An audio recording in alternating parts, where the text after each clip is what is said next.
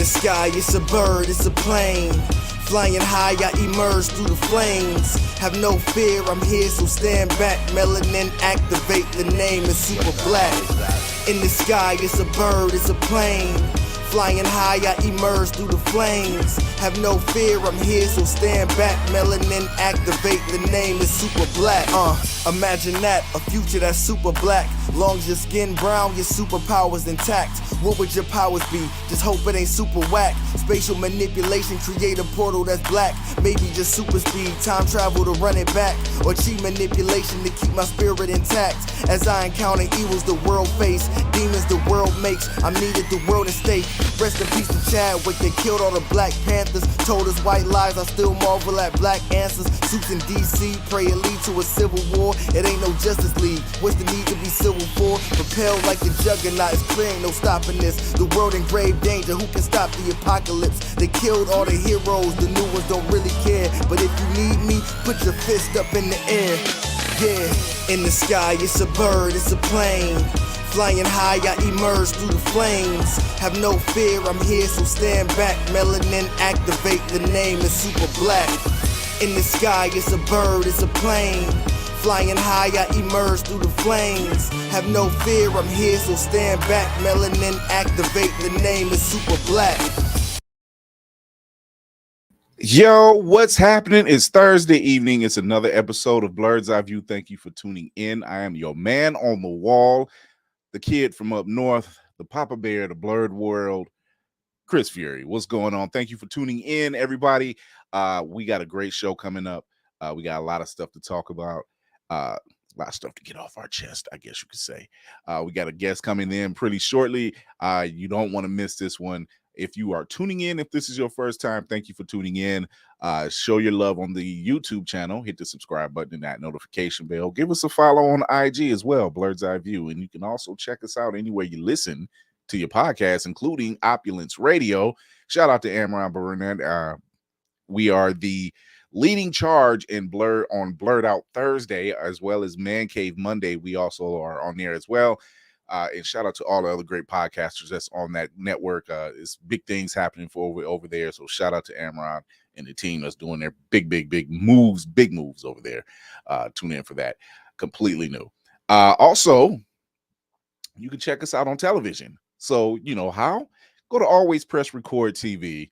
Always Press Record APR TV on Roku or Amazon Fire, because you can watch us in your bedroom and watch us in your living room and in your kitchen, and according to the owner, in the bathroom when you're shaving your head. I hope. Anyway, let's get this party started. We got our lady of the group, lady of the camp, the lady of the ship, Lady Mandalore. What's going on? Hey, man. Good evening. Yes, that too. I know the feeling. We are here. I know it. I don't. Oh my God! Oh, that's family right there. What's going on? G Black, who is also the purveyor and creator of Blurred's Eye View intro music. Thank you. The man is doing great things. So shout out to my man out there, Deontay Brooks. What's going on? What's happening? Thursday.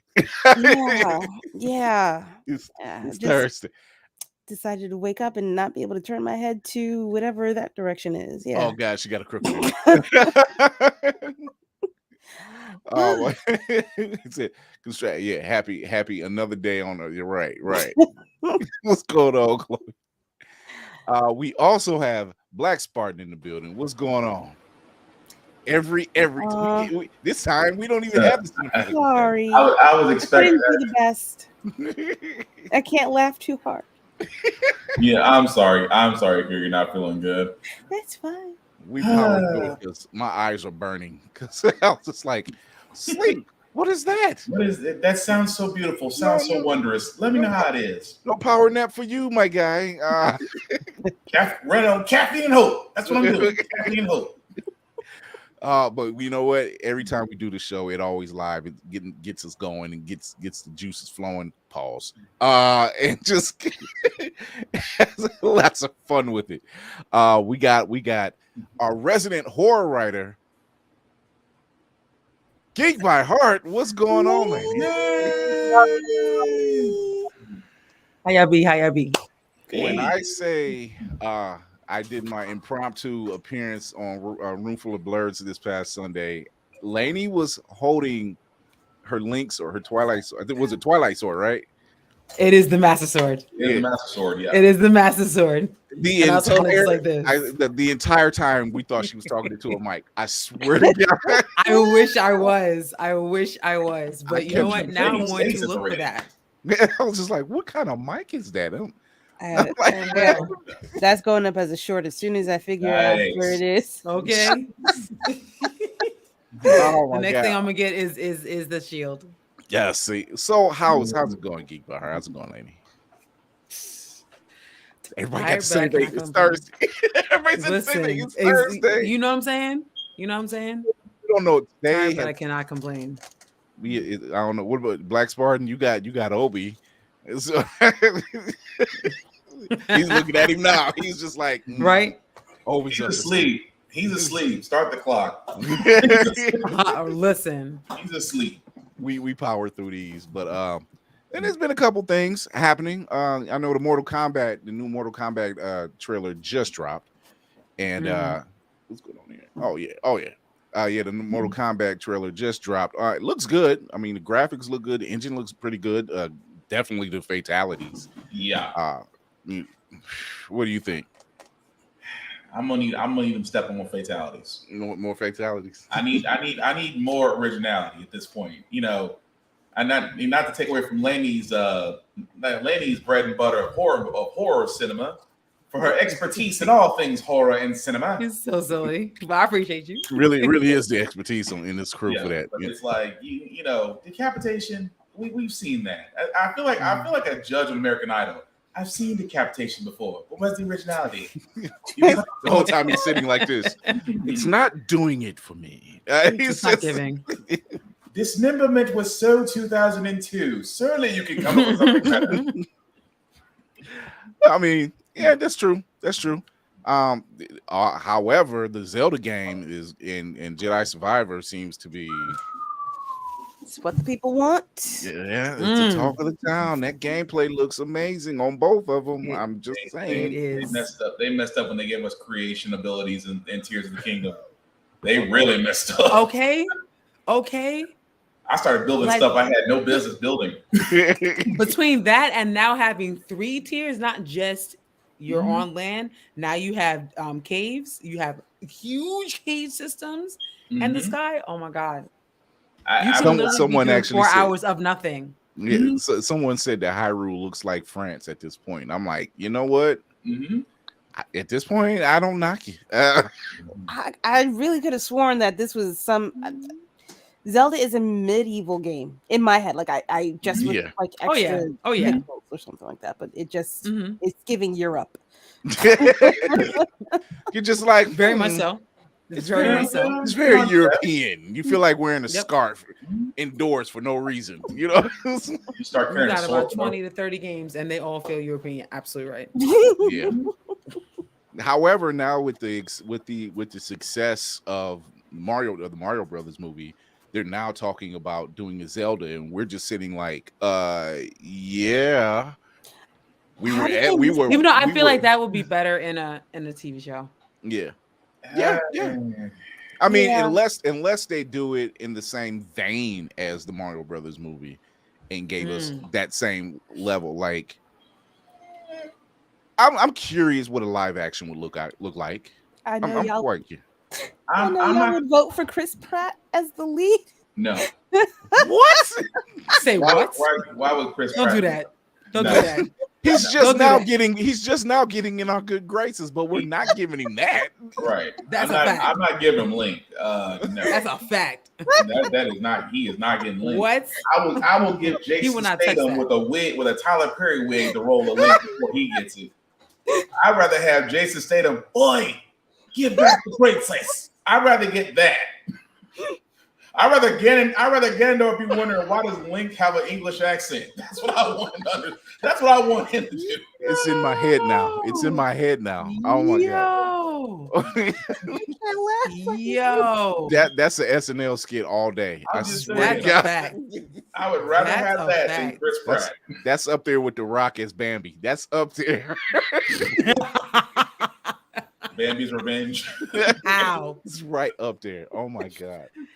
No, but I mean, I'm curious as to a live action, but and like you said, Lainey, I would if it's live action, give me a series. If you're going the same route as the Mario Brothers movie, go ahead and give me that and set it up for, I don't know, those type of movies are easy sequels. You know, if you look at Lego Batman, nobody thought Lego Batman would be as fun as it is, but you know. But look what they had to do with Lego Batman. Exactly. You had to give it a story of its own, and you had to play Batman in such a light, and get the right guy to voice him. Will Arnett. Will Arnett is amazing at this. But you know, with Zelda, because again, I'm very protective of certain games, and I'm on the opposite end. I don't need a Zelda movie. We already had a Zelda animated series long ago. We did. We really did. It wasn't the end of it. Yeah. It should have been the end of it. Because everybody who plays Zelda, the way you play Zelda is the kind of the way you view a game, right? So for a lot of people who take Zelda, whether it's Breath of the Wild or Tears of the Kingdom now, they have a certain tendency how they play it. That same tendency is how they're going to look at a certain movie. And I don't think you can replicate that. I don't think you can replicate Zelda. I don't think you can replicate a Zelda game into a movie adaptation. That's just me. I will say this, and we've all seen John Wick before. And Kira, you know the scene I'm getting ready to, the overhead scene. Give me a Link scene of him fighting creatures overhead just like that, like the old school. Just one scene. Interesting. See, that's not bad. That's not bad. Though. It's not bad. Give me especially that open. That hasn't been like that for a while. So yeah, right. And then it's been a while since anyone's seen the 8-bit version, so that's about right. I can live with that. Though. Yeah. Okay. Matter of fact, in a live action, it would be amazing if it's done correctly, and if it's the animated version, it could be a comedic point of it. It could, there's ways you could play with it. And there were a lot of characters that were funny in the Hyrule area. So I mean, you could go a few areas. So that does make sense. Good question. Honestly, that's a very difficult question. Yeah. Which timeline do you go with for Zelda movie? That's a. Are you going adult Link? Are you going child Link? Are you going? I think it's more about the movie than even the timeline, personally. I mean, if you're gonna go action, you might as well go before the fall. So in between Breath of the Wild and Tears of the Kingdom, isn't that the Calamity break? Yeah, I thought. I thought it was. Is that before or after? I thought Calamity was before. That game is before. Yeah, you're right. Calamity is before Breath of the Wild. So yeah. Now the funny thing is, I actually would not want to see either Breath of the Wild or Tears of the Kingdom adapted. I can't speak for Tears of the Kingdom yet, I should say, but Breath of the Wild, because there's a lot of cinematic ways about it. So I feel like we've gotten that. Obviously, I would love Majora's Mask. Actually, I don't like the game, but I think that would be a fucking great movie. Yeah, Majora's Mask or Ocarina of Time. I'll take. Listen, we already know OT. We already know OT. Would probably make a better movie. Just because. I just gonna say Majora's Mask because I'm like, I don't think anyone else would say that. But dang, Twilight Princess. I forgot about that one. Ooh. Or the miniature.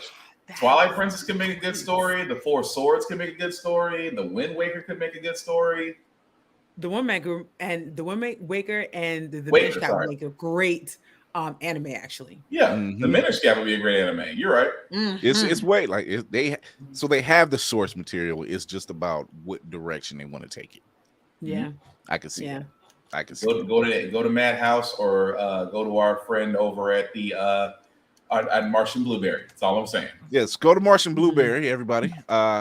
Martian Blueberry and 9B Collective, they can work together, get the concept art on 9B's side. Martian Blueberry get the animation together. Everybody's happy. Let's go. Yep. Nintendo will throw boatloads of cash at it. That's what they did with the Mario movie. Everybody wins. Yeah, right. So, but unfortunately, I know for a fact that we're not going to see something. This is just in talk, of course. We're not going to see that no time soon, amongst a bunch of other things. And now that SAG is still, since the writers are still on strike, now SAG is being considered to go on strike as well. Domino effect.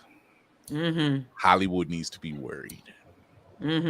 All of a sudden, Blockbuster shaking its head like it's our time again. It's our time. We've been waiting for this moment. That one last Blockbuster's like we've held on. We can do it. We can do it. Somewhere they sit up to like, this is not a drill. This is not a drill. It's happening. It's happening. People are gonna come back. People are gonna come back and rent DVDs for no reason. Listen. Redbox would be climbing the charts again. Oh my god. Oh man. Trying to figure it out. It's but that says a lot about what's happening, because they're not paying the writers. And there are some actors, there are actually most actors who are supporting the writers. I think the last showrunner who was on Andor, he was I guess working on season 2, but he can't write anything, so he's done writing, but he can still do the producing part of the stuff. And that's when the WGA said that, they pretty much called him out. It's like, hey, can't do it. Nope, can't do that neither. Hey, union. And like, and it wasn't that he was doing it like on purpose, purposefully knowing. He just like, oh, I no clue. Okay, I'll stop. Hands off. Yeah. So it's not looking. Yeah, I'll go ahead and learn how to read a book. Read a book. Read a fucking book. Hollywood's gonna be nervous. They will be. Like I said, if they don't have their shit together, they're gonna have a problem. But it's such a simple solution though, because like we talked about, and again, this is me on the outside in, not knowing the inner workings of screenwriting and show writing and what the writers are going through. Writers weren't getting everything that these production companies were getting. They weren't getting royalties, weren't getting things off streaming, weren't getting production or writing credits. They weren't getting anything except a flat rate. So how do we solve this? Give it to them. It's not that freaking hard. Yeah, because without them, you don't really have, between all you have is a bunch of actors about to be Starbucks people. The streaming situation is I don't know, being on the outside, I don't know how that would work for them as far as the streaming, but I know there's a way. The fact that you can think it up, it's like there's got to be a way to fix that. You'd have to. Well, Netflix would finally have to be transparent about their rating system. They could probably work something out and say, well, all right, if our show breaks through, I'm just pulling things out of my ass.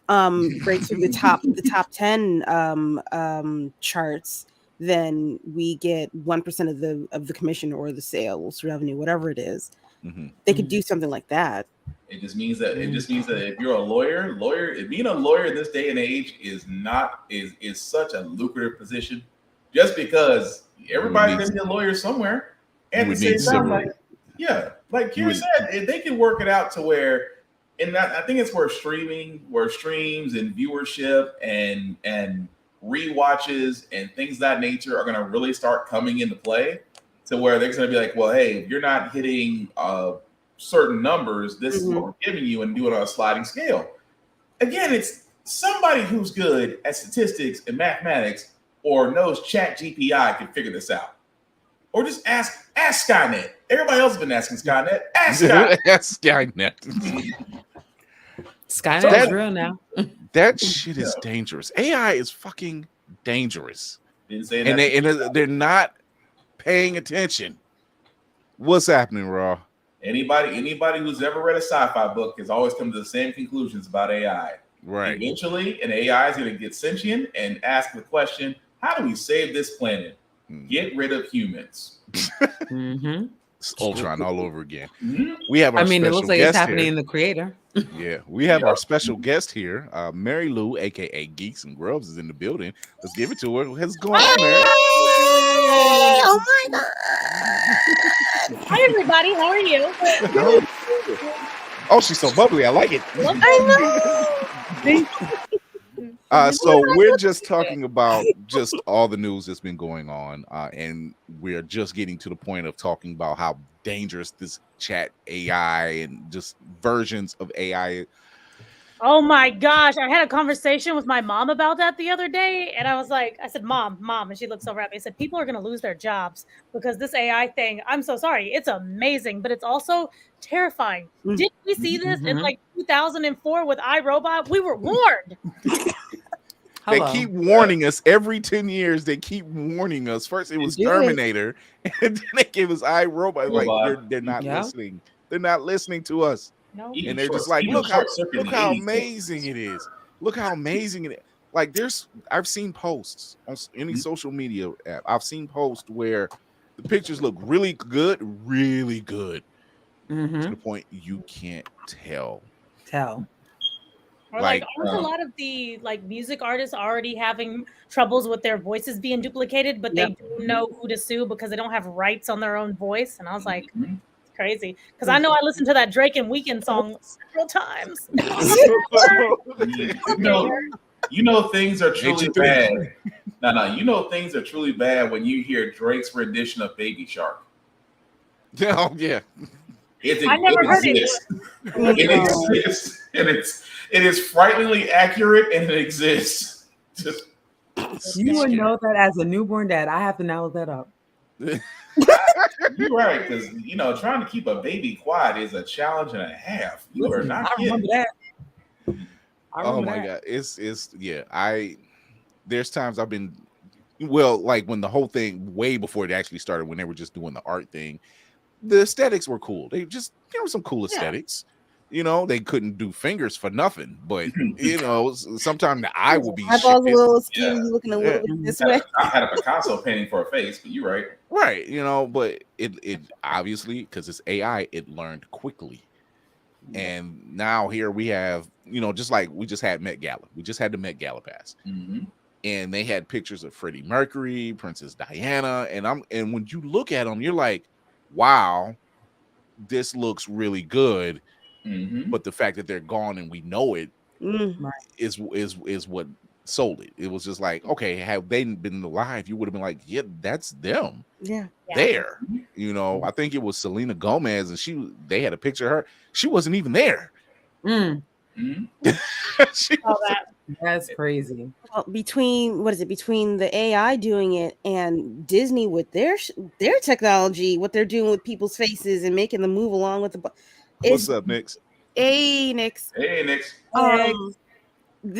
Disney. Well, I won't say Disney. I'll say Star Wars stepdaddies. They warned us. They said we need to figure out how to monitor this and keep track of it and not let it get into the wrong hands. Even though they're playing with it, once a week for 8 weeks?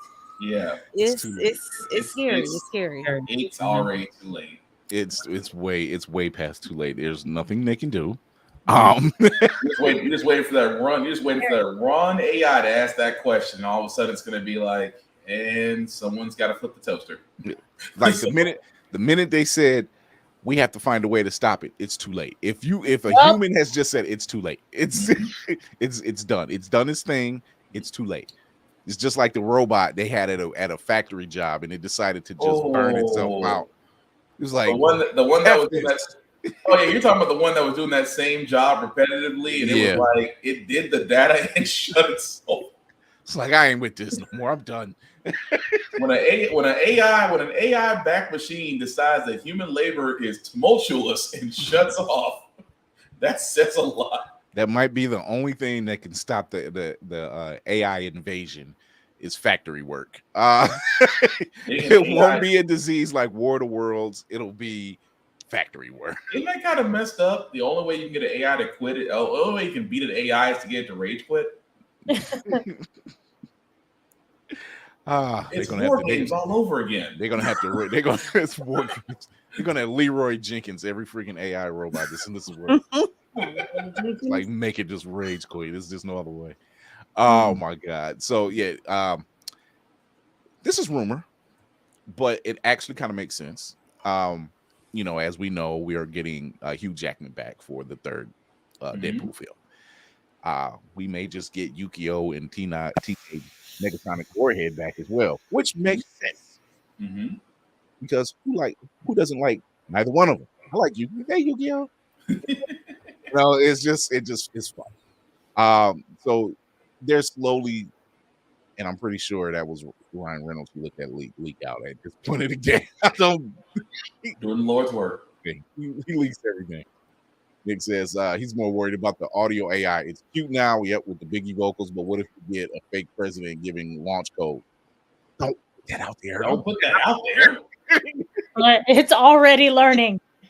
He's like, oh, we got it. Dang, don't put that out there for Skynet to hear. It's like, oh my god. It's the AI voice solving the uncanny valley issue. Everybody out of work. Yeah. Yep. So yeah, it's what that meant today. It happens. It's crazy.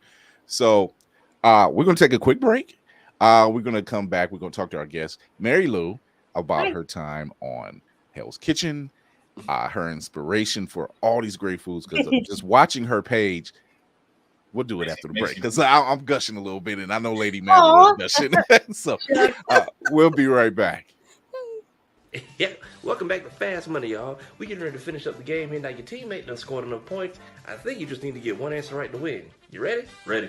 Okay, name a podcast. Blurred's Eye View. Who should have won that Oscar? Angela Bassett. Who did win the Oscar? Don't give a damn. Name a cartoon. Ed, Edd n Eddy. Name a guest from question 1. Carl Jones. Alright, that did it. Congratulations, you won the game. Hellspawn cosplay. Now, we only need a one name. Hieroglyphics. You can stop now. Josh Evans. Chase Bowling.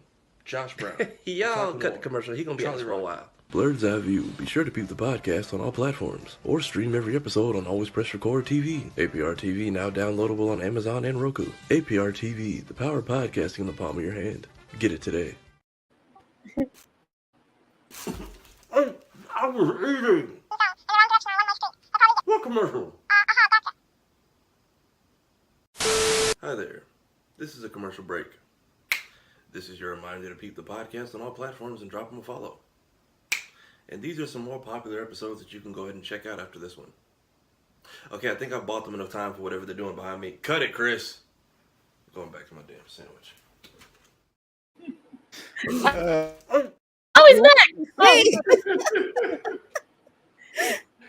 Shout out to Tafari for those awesome commercials. Playing that first one, the way Lady Mandalore looked that first time I played it, she's like, just wait a minute. We have nothing to do with our lives. This is what we do.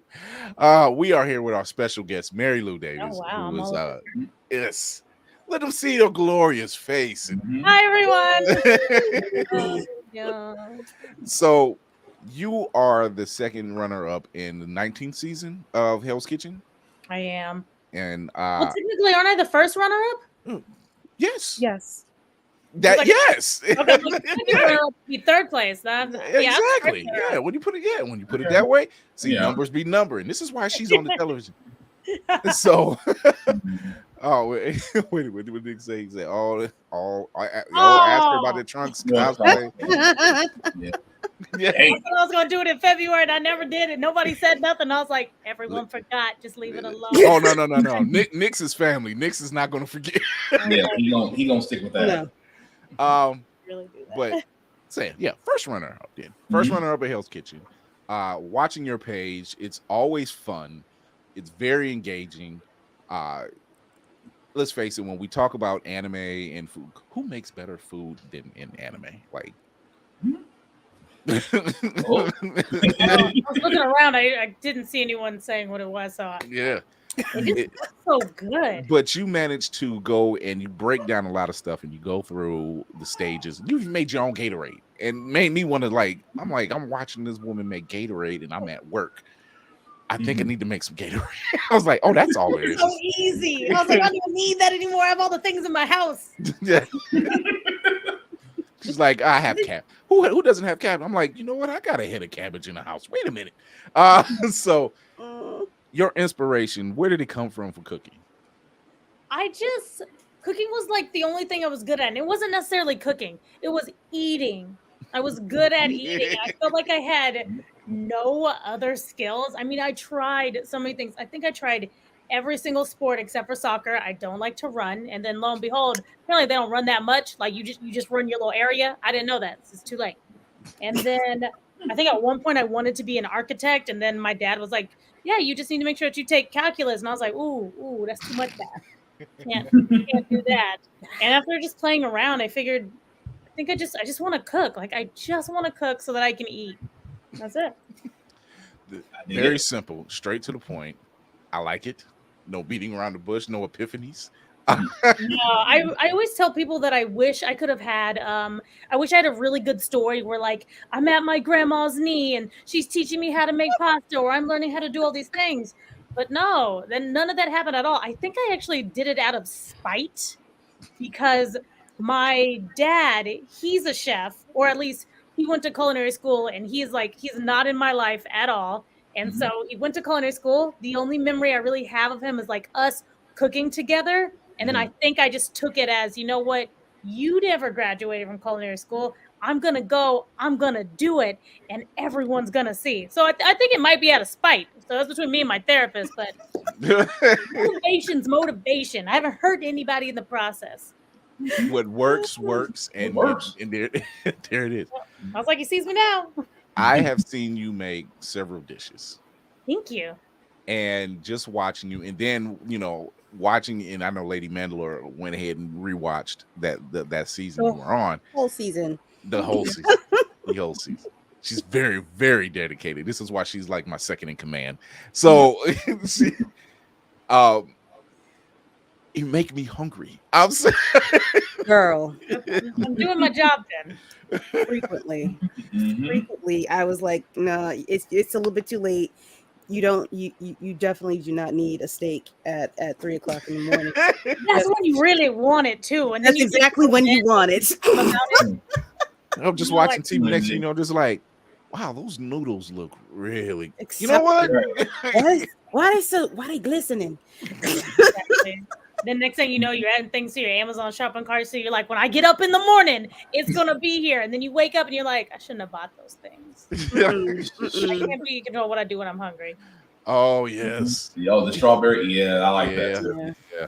Thanks, guys. It does. It's one of those things where you're like, it's 3 o'clock in the morning, and I do want some ramen with sliced steak and then the boy half-boiled egg and I think that's where a lot of like your best inspiration comes from, is like it's the middle of the night or it's just some random time and you're like, everything's closed. I don't want to put on real clothes. So what do I have in the fridge that I could make?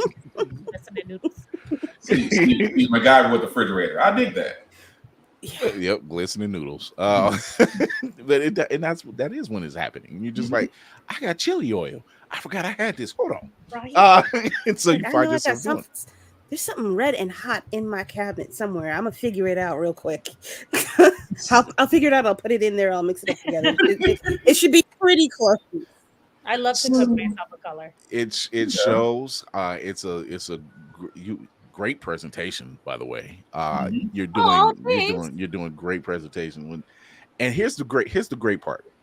When you're watching your videos, even when they're not perfect, I guess, quote unquote, it's still fun, and you're laughing at yourself, and you're just kind of going through the motion, and that's what's kind of the win for us, because we're watching these things and we're just like, oh, this is fun. I want to see how she does this. Oh crap, I spilled the bowl. Or so I really like for my food to be inviting and not intimidating, because I think a lot of time in this industry, a lot of it comes off as, oh, that's really cool. I wish that I could do this, but to the point where you don't want to try because it looks too hard. And I like to show my fails on there because I think it's just more relatable, but also I think I'm hilarious. So I was like, that's funny, Mary, put that in. Let them see that happened. I was editing a video on the plane yesterday, and I made this seaweed cracker because I'm doing this Little Mermaid pop-up. And so I made a seaweed cracker, and I had to make that cracker 3 times because the first time I made it, I didn't take the bottom layer of the paper off. I thought when I baked it, it would come off. It didn't. So I was like, it's fine. I already know how to make it now. So I made it a second time. And then I remember I was cleaning up the kitchen, and I turned the oven on low. And then I went to bed, and I was at the farmer's market. Some lady was talking about seaweed. And I said, oh, shit. I had to call my roommate. I said, hey, this morning I left the oven on. Can you just turn it off? And she's like, yeah. And then when I came home, just black seaweed. Ashes to ashes. Here's the question. It was black seaweed, but did you like, let me taste it. Let me see if it's like actually yes.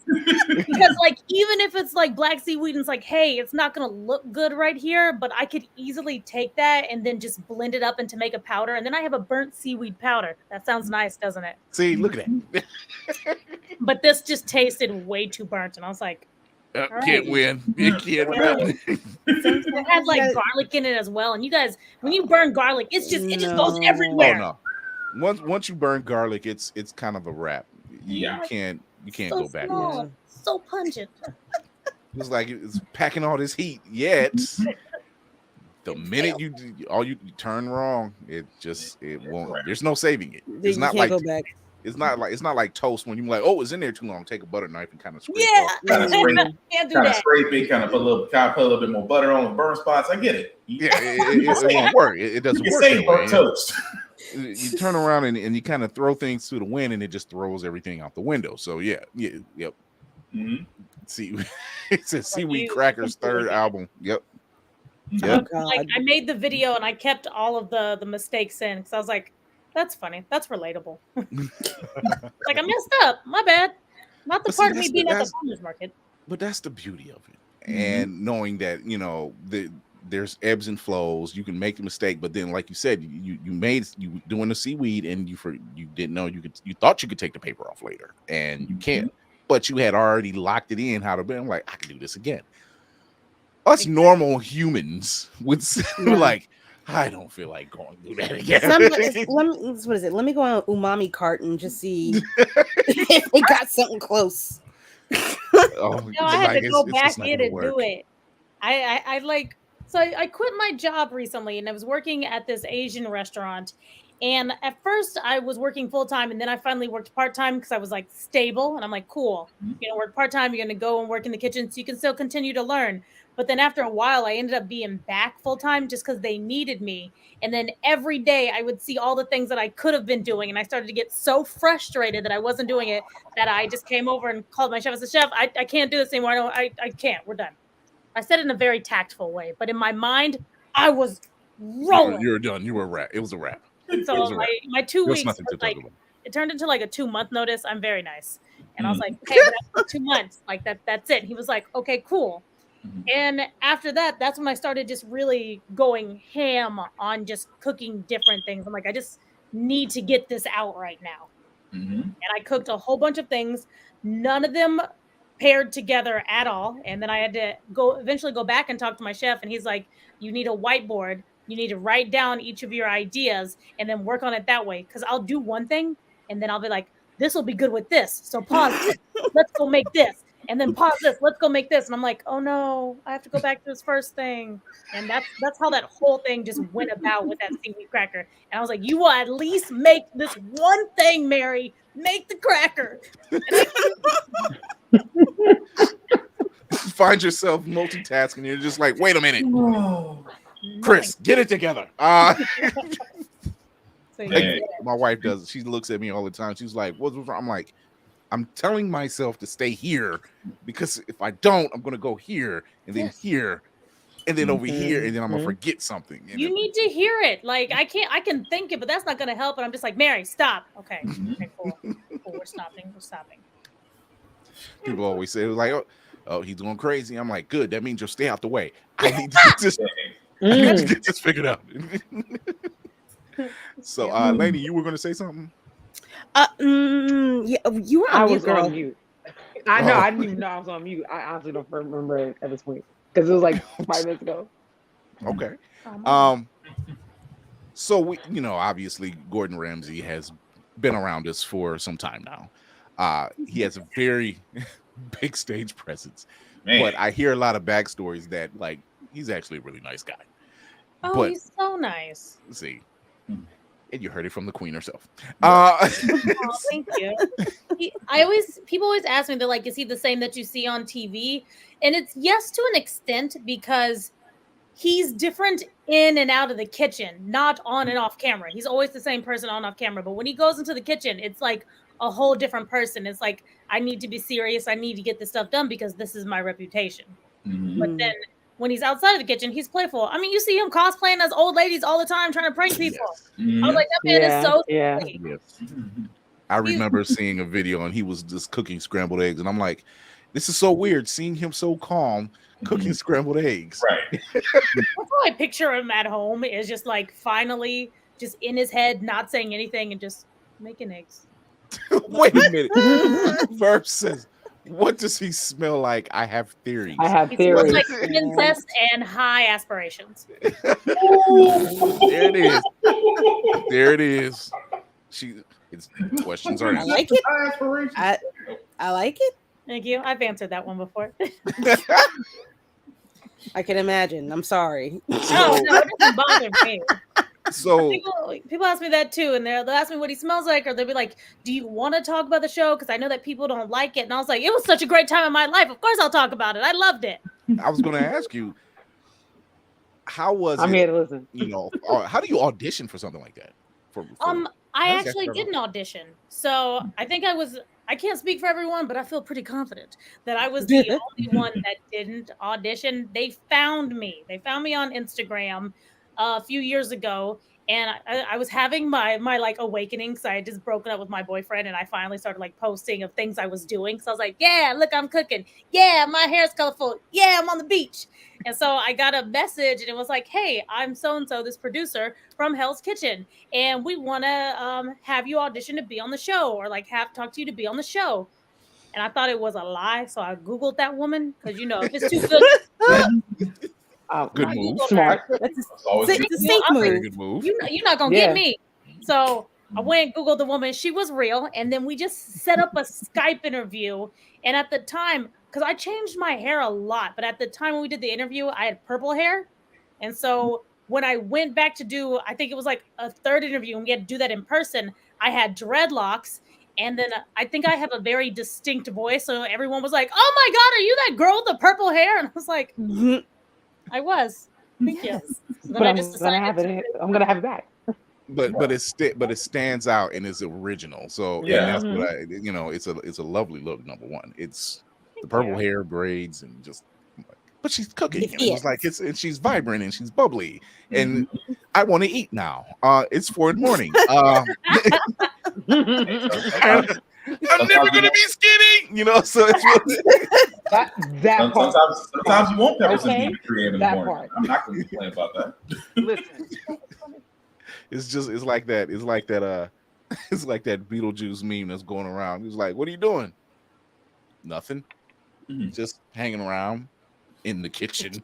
I haven't seen that meme. Yeah. Oh, he's running around. It's him. Just, what are you doing? Nothing. Just hanging around. It was just like, what? But yeah, I think that's what it's good to see, that type of person, your type of personality, and seeing your page and watching you work and just having fun, just that. And that's the key, just having fun cooking this food.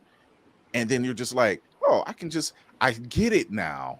Why you would watch cooking shows. Oh, it was just like, if it's the right person making sandwiches, I could watch this person make sandwiches all day, or and have a personality. Yeah. Yeah. That part. So it's one of those things where you can't help but to do it and get drawn in and find yourself. What was your toughest moment being up there? Okay, so when I first got there, before we even did the show, it was the night before. I got there maybe like 3 days before we had done the show, because they do like you have to take the promo pictures and then talk to the producers and all of that stuff. And they took my phone away the first day I got there. But the day before they give it back, I don't know why, because they take it again that next morning. But maybe it's so you can say your final goodbyes or something. And I got my phone back and I called my mom and I was bawling and I had the stutter cries and I was like, I don't want to be here. I don't understand why I did this. This is so dumb. Everyone's gonna think that I'm a fraud and a failure. And it was so sad. If you could have seen it, you would have cried too, because it was terrible. And my mom was just like, I don't understand you right now. I don't understand why you can't see what I see. And then she was just disappointed in how I felt about myself, because before I went on the show, the GM that I had was like, they only put you on that show because you're entertaining. They're just going to put you up against people you're going to lose against. And that's all I could think about was just everybody else's resume and what mine looked like in comparison, because I didn't have a mentor. I didn't study at these Michelin star restaurants. I wasn't out in the garden pulling things out. And that's what I thought that the food had to be. And so I just assumed that I was going up against all these, steamed white coats, professional looking motherfuckers. I'm sorry for my language. Oh, hey. We like sentence enhancement. Yeah. That means we like to make this the safe space and allow people to feel comfortable. Be themselves. Kids should be in the bed anyway. It was just like I went there and I was doing all that because I don't see anyone that looks like me, or I don't see anyone that acts like I do in the profession that I'm in. I am bubbly and I talk a lot and I can be very loud and boisterous, but I like what I do. I can't help it. That's just my personality. And because of that, I always saw myself as less than, because I'm like, why can't you be as professional? But I am professional. Yeah. I just like my colorful hair. Lady Mandalore, you got anything? Well, now I'm stuck. Like, first of all, I mean, your mother was right, clearly. I was laughing at that part because I was laughing at that part because, like, I know in my head she said, "Girl, what the hell are you going on about? You ain't never acted this way a day in your life. Who is this person that I am talking to?" 100%. No, we don't do that. We do not do that here. And she really calmed me down, and then I got on the bus, and that the rest of it was history. Like, I don't think I know. For the first few days, I'm very quiet. I don't think they really pan to me for anything unless I'm in the commentary, because that was my safe space where I'd be in the room and I'd have the camera in front of me, and they were like, they wouldn't direct me to say anything. They would just say, "Mary, how was your day?" And I'd be like, "Oh God, it was so much today." Oh my God. Yeah, just let Mary talk. But outside of there, I was so nervous until I think like maybe 6 or 7 episodes in, and I was like, "Mary, just make what you know, because you do what you know very well." And then that's when it started being like a lot better for me. Cool. You can see it. There's a switch. There's timid little Mary kind of like limped off in the corner somewhere, and I think it might have even been earlier than that. Honestly, it felt like episode 4 or something. A little something started to spark, and it's been up. It's up from there. Like the rest of the show is this lady here. Now you live in San Antonio, correct? I did live in San Antonio. I moved to Oakland, so I live in the Bay Area right now. Okay. What's the food like there? The food, a lot of people in California, I feel like they don't believe in seasonings. Their whole thing was surprise. Shock. A lot of them are just like, the food is so good because we grow the best food over here, Mary, so we can just pull it out of the ground and we can do these things to it. And I was like, y'all ain't even gonna use paprika like that. They don't even really have flavor.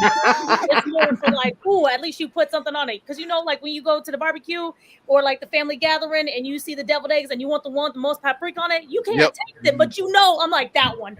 That's the one right there. Because that's why I was going to ask you, because I know San Antonio, Texas, known for barbecue and chili and just sauces and Tex-Mex and everything. More. We have a lot of flavor. So now you say Oakland, you're like, it's dry. They're afraid of heat. I did this dinner in like, it's close to Napa, and I did a Princess and the Frog dinner, but I did it more on like the style of Dr. Facilier, so it was a very voodoo-esque style dinner. Yes. So I'm working with this one guy who's from Louisiana, but he had been in California for like 20 years now. And I was tasting his food, and I said, "What happened to you?" Yeah, it's gone. It's gone forever. I said, where's the heat at? I made something. He was like, "Ooh, that's a little spicy." I said, "Well, that's what they're getting." This is how I cook. Like, I'm not gonna blow your ass out, but like, you know, like you eating it, and then you got like that every once in a while. Yes. It's one of those. You like too high for you. I'm like, no, it's just right. It's just right. The heat goes up the stairs, but like it stops on like the 6th stair and then decides to go back down. Like it never goes all the way up. But like you won't feel it. That's how I cook. And at first I was a little ashamed of it when I came here because it wasn't as refined. But now I'm just like, my shit's good. That's it. Like if it doesn't fit for you, it doesn't. I love that story now of, you know, when you're coming onto the show and you're having the self-doubt and you're kind of breaking, and your mother says, "No, that's not who you are." She pulled a Queen Ramonda. She was like, "Show them who you are." R.I.P.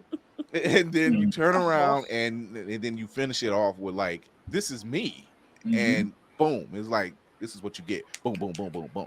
I love that. Yeah, I love that. Black Spartan, what you got? I don't know. I'm hungry. I honestly have been looking at her Geeks and Grub page, and I'm just like, I really should not be looking at this, because now I'm like, I want donuts, but I also want this. I want this peppers and beef that she took the recipe you did from Cowboy Bebop.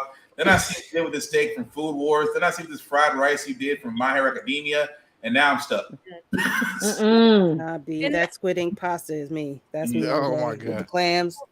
Oh my gosh, I took a break from like posting my videos and stuff, and it was because I'm pretty sure you guys can all relate to it too, where it's like I was tired of like my happiness being because of little red hearts. And TikTok and Instagram and YouTube and the algorithm, and I was like, I'm just tired of it. I just forgot what it was like to cook for myself. And it was one of my friends who was just like, "Hey man, when's the last time you cooked something because you wanted to cook it?" And I was like, "I do that all the time." He's like, "No, you cook things because you need to film it.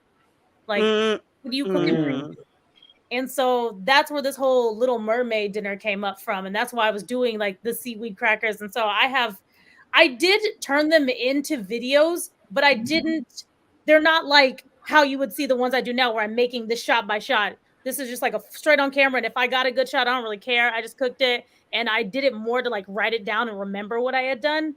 So those ones I'm excited for. But I had filmed maybe 2 months ago. I filmed 6 different episodes because I was doing for Demon Slayer.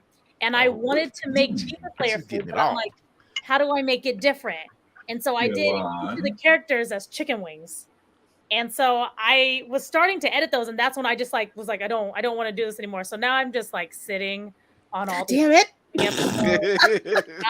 I'm sitting on Brock's jelly donuts. I'm sitting on so many. I'm sitting on mochi donuts from Mitsuri.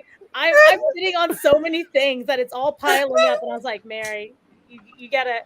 You gotta cough something up. You gotta cough something up. It was like, and it's not so much for the people. It's just you got hungry. Yeah, that'll write something down. Something. Get it out your head. Content. I think I have green juice from Deku that I need to finish. I have this chimichurri, this charred broccoli chimichurri that I made. I've got Poison Ivy's like vegan BLT sandwich that I did. And then I have something else from Food Wars. And I was like, I'm going to get to this eventually. But I just stopped. And it's all recorded. I'm hungry. You wound me. Right? I'm hungry now. I will be offended, but I'm hungry. Right? There's a whole lot of, I'm not offended. I literally want to eat now. Now there's one that I was really interested in because you took a level, you use cosplay. This is my favorite. And cooking. And it's the midnight snack one. It's the charred blood orange burrata. Oh, because I just like to dress up like a vampire every once in a while. I'm watching her as she did it, and like this is like my 3rd time seeing this, and I'm like, that's gotta be good. You know, it was like it was so good. I loved it. I like put that thing up at the end of the video. I remember my roommate came over. I love so much having a roommate just because they'll like come in the room randomly and I'm wearing some ridiculous outfit. And I'm like, hey, you hungry? And they're like, no, all right, Mary, I'll eat. And I'm just sitting there with like trying to pop the fangs out. And I was like, hold on, I can't eat with these. And she's like, are you good? Yeah, fine, I got it. Or when I did the wings, I did one for Shinobu and I made it out of crickets. So I got like crickets and I blended them up and I asked my roommate if she wanted to eat. And so she was eating it the other day and I was like, those are the ones with the crickets in it. And she's like, you bitch. But you already ate 3 of them. No, that's the appropriate response. That's the appropriate response. Kind of felt like that should be. How did you like that? Oh, by the way, it was crickets. It's crickets. Can I tell you the levels of I am leaving right now? I don't know. It depends on how she seasoned them crickets. I might not be mad. Absolutely. I might be like, you might be like, you know what? You could have told me, but I'm not mad. Look, her roommate was 3. Her roommate was 3 in. It was just like, they got to be good. I'm just smiling. I was like, yeah. Because I told her I was going to make crickets. I didn't tell her when. I can see now. My roommate got me eating crickets. That's nasty. No, the way she did, no, I can't be mad. And they were crunchy. I could taste it. Wait, then she leaves the room, and then her roommate was like, I can't believe she did that. And get you all the time now. Right. What animal is this? Look at me now. Her roommate not. Can I see you do it? Her roommate might not ask no questions now. I'd be like, you know what? I don't even want to know. I know. Is it good? Do it smells good? It looks good. I just want to eat it. Mm-hmm. But it's I don't know. I don't care. Don't tell me. Don't tell me. Now she just accepts it, but she loved that like week where I was making wings. She was so happy. She's like, ooh, ooh, ooh, ooh, ooh. I bet your roommate is like, you know what? You are not selling this one. I'm not even going to take out. I'm just going to wait. Oh yeah, every time she comes, she's like, because she's pretty thin, and she's like, Mary's over here about to give me these gains, and I was like, sure, all right, yeah, I'll give you that. Keep telling her, I was like, just eat more bread, like that's all you need, and be still. That part. Be still. I was like, you just eat starch. She's one of those girls that like goes out of her way to like, I feel like she goes out of her way to make her food taste bad, and I was like, what are you doing? She had like white rice and put some probiotic thing on it, and I was like, that's it, that's breakfast. I don't know. I don't know how her mind works. I just watch and I'm like, I'm not gonna judge you, but I have suggestions if you need them. I just have questions. So nice. She's trying to use the Jedi mind trick. Like if she sees me making bad food, she'll want to fix it that way. And it's working. I just don't want to be that person that's like overstepping their bounds, because you know some people can be very protective of the way that they cook or very nervous, because one of my best friends, and she's been my best friend for like years, so she knows how I talk, which I can't understand why she got so sensitive all of a sudden. She was making me this Cornish hen and I was like, oh, thank you so much. I love when people cook for me. And she had it, she put it in the oven. I said, you ain't gonna put no seasoning on that? Where's the salt? And she was like, I was gonna season it when it comes out. I was like, you're not gonna season it before? Yeah, you don't want to do before and after situation. She goes, after that day, you hurt my feelings. How I hurt your feelings? I just asked you a question. You know how I talk. But you trying to help her out. That is a legitimate. That's a legitimate question. You're trying to help her out. Like, where's the seasons in? Like, I didn't even after open.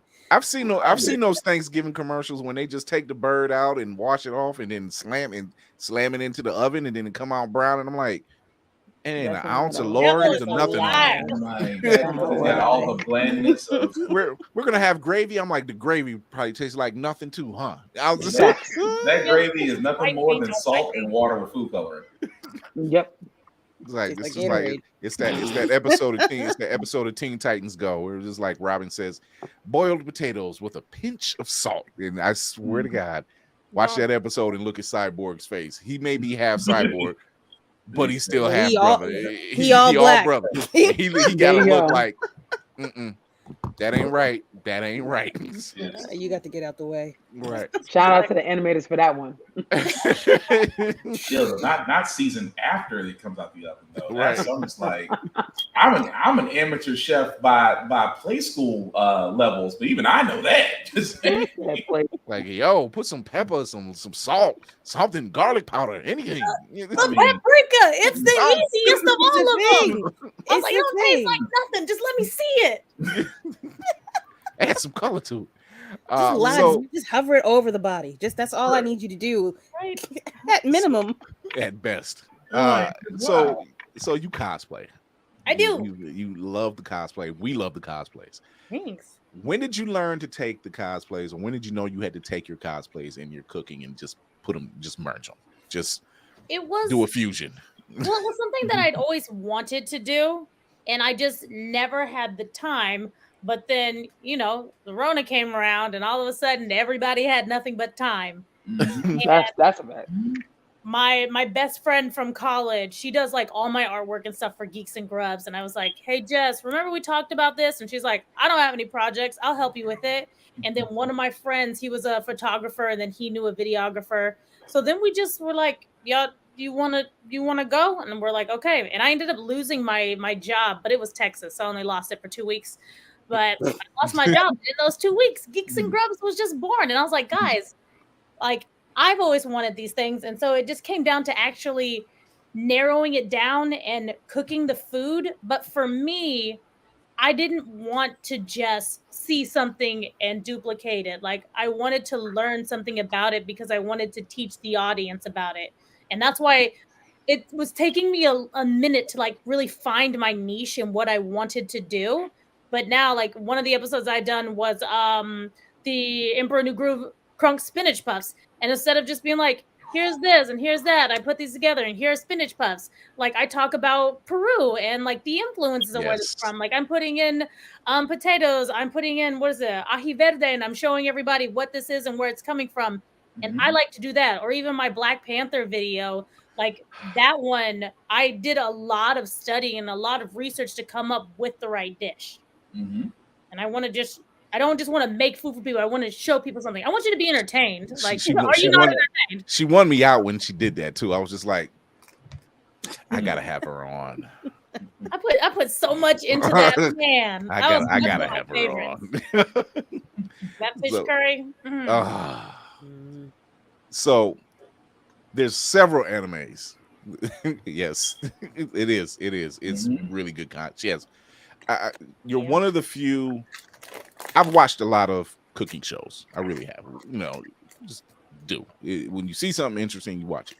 But by far, watching you work, and just like you said, you explain certain things, and it just brings something different to the table, And I know a couple anime-inspired chefs. One of them lives here in Ohio, but that's Maki May Cafe, and I love what she's doing. But watching you work and do your show, it's a show. Do your shorts, and you're explaining like with spinach puffs. You're explaining Peru and you're explaining the culture and everything. You don't get that a lot, if at all. Right. The Food Network. It might say yes, this dish is inspired by Asian cuisine, and you might get a little bit or something, unless you're Alton Brown, where he tells you like where fried chicken actually came from. I base my show off of Alton Brown. I love him so much. I want to give you like Good Eats and then Matthew Batherson, where I'm just like loud and in your face, but also like here's some knowledge. Alton Brown did that scare the camera moment, just like, oh yeah, Koreans were taught by African American GIs in the World War. When he said that, when he did that, I was just like, automatic pass, cookout. Yep. He's invited. No. Have several seats. At several seats. Right. Matter of fact, he can get on the grill. I'm just saying. He knew what he was talking about. He'd make something good. Yeah. So I love that. I love that you're inspiring using cosplay, and you're talking about the food that you're making, and you're building it up. What is and you just don't do anime. I do all my fandoms. Yeah, you're just all fandoms. And it's glorious. number one, because you're not a one. It's not a one trick pony type of deal, you know. Right. And that's what bringing it. Like I'm looking at the mapo tofu from Bakugo, you know. And I'm just like, I was really happy with that one. Yeah, I'm just like, I am so hungry. I'm gonna need some yams and this, that, and the other. I'm just like, I need this stuff right now. Brand new. I'm like, you want a steak for Father's Day? No, I don't want a steak. I want this. You know, like, so. Then you made it. Then that I was just looking at I was just take a quick second to look. I said, you actually made Sakura Maki donuts. I did. And I'm just like, what? I'm staring. I'm doing more staring than I should be actually asking questions, and that's really sad. And I apologize. No. That's how good it looks. I was doing for My Hero Academia. I was doing all their favorite foods instead of taking what you had seen on there. I'm like, well, what's your favorite food? Found all their favorite foods, and that's when I was like, I'll just make it. Like, if I was having a dinner party, what am I going to make for these people? And so then I wanted to do the same thing with Demon Slayer, but after I finished the favorite foods, that idea was done. I was like, I'm not excited about it anymore. So I'm like, ooh, let's do wings based off of everybody. So then that's where that one came about. But I wanted to make not just a reel, but I wanted a YouTube video as well. And so Mitsuri's favorite food is Sakura Mochi. And it's like you're getting Sakura, you're getting rice, and you kind of like day-old rice, and you blend it, and then you just mix it together, and you're putting a pickled cherry leaf on top, and that sounded so boring. I was like, nope. I was like, I don't want to disrespect what it is that you like, but why don't you let me help you make it how I like? And I was like, I like mochi. I like mochi donuts. And so then I just started steeping Sakura into the milk. And so that's why I made like the mochi donuts. And then I used Sakura inside of the glaze as well. And I was like, yeah, now I like it. Now I eat it. I'm looking at Geek by Heart. She's just like, I'm writing this down. Yeah. Listen. Yeah. I'm scrolling up and down. Okay, listen. I am bookmarking as we speak as well. Girl, the facts of that. It's amazing watching you work. I've said this several times. But the fact that this is what's amazing. Because yes, you can do the anime inspired foods, but when you do a Tamaranian inspired dish, and I'm just like, it was in the name. I found that so comical, and I was like, coriander and tamarind. I was like, that's so funny. It's literally there. Like people are like, what's her name, Corey? And I'm like, you can't even say that with a straight face, you know. It was like, but it's not a bad thing because if you watch Dragon Ball, it's like all of them, every last one of them is a dish. I love that. When I learned that Gohan was rice, I was like, oh my gosh, they're like married. Piccolo, Vegeta, oh shit, and now they got Kale. Yes, Kale. They didn't try. Like, it's all over the place. So, how long have you been cosplaying? I've been cosplaying since 2019. Well, at least that's when I went to my first convention, but I didn't realize that like cosplaying was a thing. I used to go to Renaissance Fair. That's a lie. I still go. I don't know why I said used to. I was going to Renaissance fairs at the time, and then I showed someone a picture of me, and they're like, "Oh, you cosplay?" And I said, "What is that?" And then they started showing me pictures of cosplayers, and I was like, "There are people that just do this all the time. That's crazy."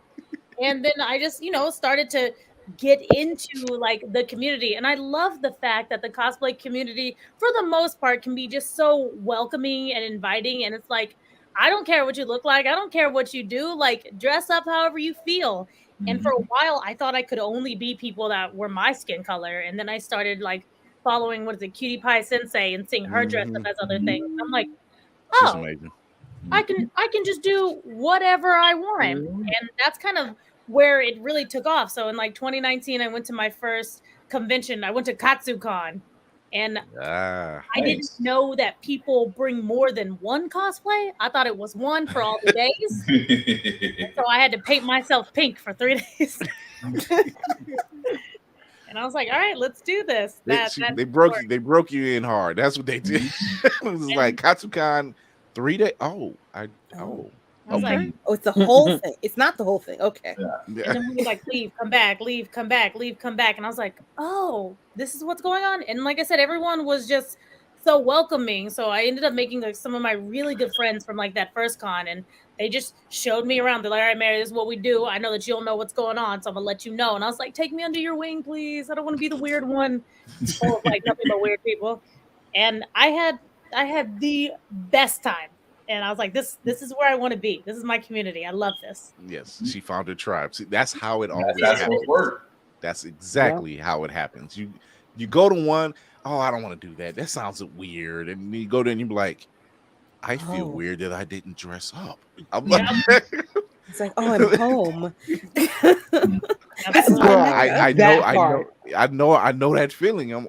Imagine me going to, it was called Mid Ohio at the time. It was down in Columbus, Ohio, and going there. Jason David Frank, I had ran into him, and Norman Reedus was there, but he was there for Boondock Saints, and this was just on the rise of Walking Dead. So he was there, and the cast of Boondock Saints was there, and I'm walking through the convention floor. I was one of the volunteers, so I had blue jeans and a yellow shirt, and I was bald, and they thought I was cosplaying as Luke Cage, and I said, no, I'm. I love that. I love that for you. But I'll roll for it. I'll roll with it. And seeing Jason David Frank, and he was literally just standing up on the table, and it was all these people dressed as Power Rangers, and I thought to myself, oh, this is still a thing. Mm-hmm. Oh, I feel so much more comfortable now. So I know, and that's and therefore that now I can't cosplay now because I produce shows and I'm busy. I'm just a busy guy, you know. You could still do it if you want to. I still absolutely. I will carve out. Definitely good. I can't build the suits like I want to. Let's put it that way. Okay, I guess that takes time. Like I can't build the suits like I used to, but I don't even build as much as I used to. But right now, I'm trying to build this wolf headdress, and I was like, Mary, you're gonna do it. You are gonna build this wolf headdress, and I call my one friend. His name's Jeffrey.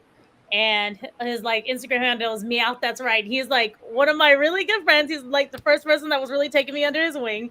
And so I'll call him whenever I do a big build, and we just like Skype each other. And I'm like, this. He helped me learn how to do all my builds. He even sent me like a care package after the con and would like talk me through how to build things. And I'm like, thank you so much. I appreciate you. Yep. Tafari says cons are a different world. We all just found it through different rabbit holes. This is true. Yep. This is true. Once you're in, very true. Once you're in, you're in. You're in. Like you find out tips, tricks, and ways. I built a Dr. Doom helmet, freehand. Dang. And they were looking at the rivets, and I'm like, "How did you get the rivets?" And I said, "It's the little googly eyes," and they just spray painted them silver. I was like, "It's just the googly eyes." So when I walked around, it was just that, and I'm like. Yeah, that was the extra aesthetic I wasn't expecting to have, but it worked. That homemade sound when it's walking. So it's fun seeing that type of stuff. Name a dish. Is there a fandom and a dish that you've wanted to try and haven't done yet? Okay, there's a couple.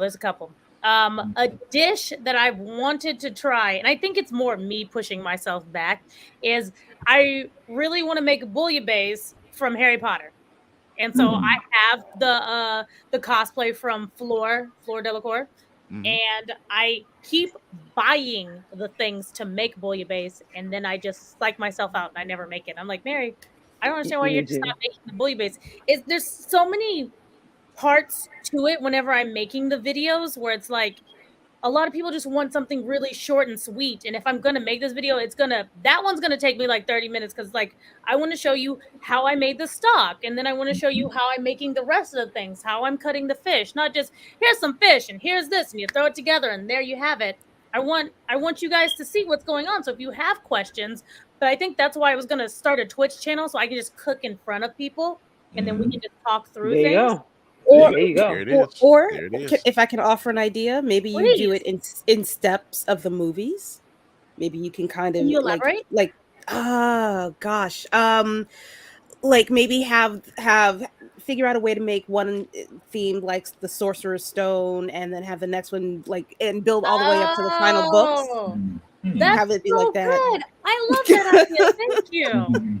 Sure. It's something that we've seen from each of them. Okay, Yeah. I really like that. Thank you so much. Sure.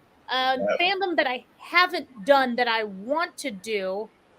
Oh, I'm sitting on that video too. Damn, I'm sitting on videos. But I wanted to redo it, so I made the Curry of Life from Naruto, and I was really excited for it. But after I made it, I didn't like the way that it looked after I plated it. Like I was still playing around with it. So the second time I do it and record it, it'll be a lot better. But people have been asking me, it's like, Mary, when are you gonna make ramen from Naruto? When are you gonna make ramen from Naruto? And I haven't made it because I feel like ramen is such a staple. It's not something I just want to like pull out of my ass and give to you. I really want to study the techniques. So I've already set up a stage with a restaurant back in Texas, and they make their ramen from scratch every day. And I'm like, can I just be a part of the process? Like, I'm not going to go to Japan and learn and then bring it back so I can show everybody. I think I'm going to do all this and then eventually go to Japan, then make a second video and be like, guys, remember that first video I made? I'm about to make it better. But before I do that, like I said, I want to teach people, but also I feel like it's more respectful for the culture that I'm cooking from if I learn a little bit about it before I just try to duplicate it. Because then it's just, I feel like it's just me trying to take credit for something else. Like whenever the white people wear our braids, and then we're like, like if you want to wear the braids, it doesn't bother me, but don't act like you made that up. Be like, oh yeah, look at this. Like, no, you know that we're the ones wearing those braids. You know why we were just know why we do what we do. Like this is a protective hairstyle because my hair can only handle so much, not just because like it is cute. Like you're welcome that we brought this to you, but respect my culture. And I want to do that same thing to the food that I cook. I want to respect the culture. And that's also why I work at an Asian restaurant now, because I'm learning different things that I can show different people.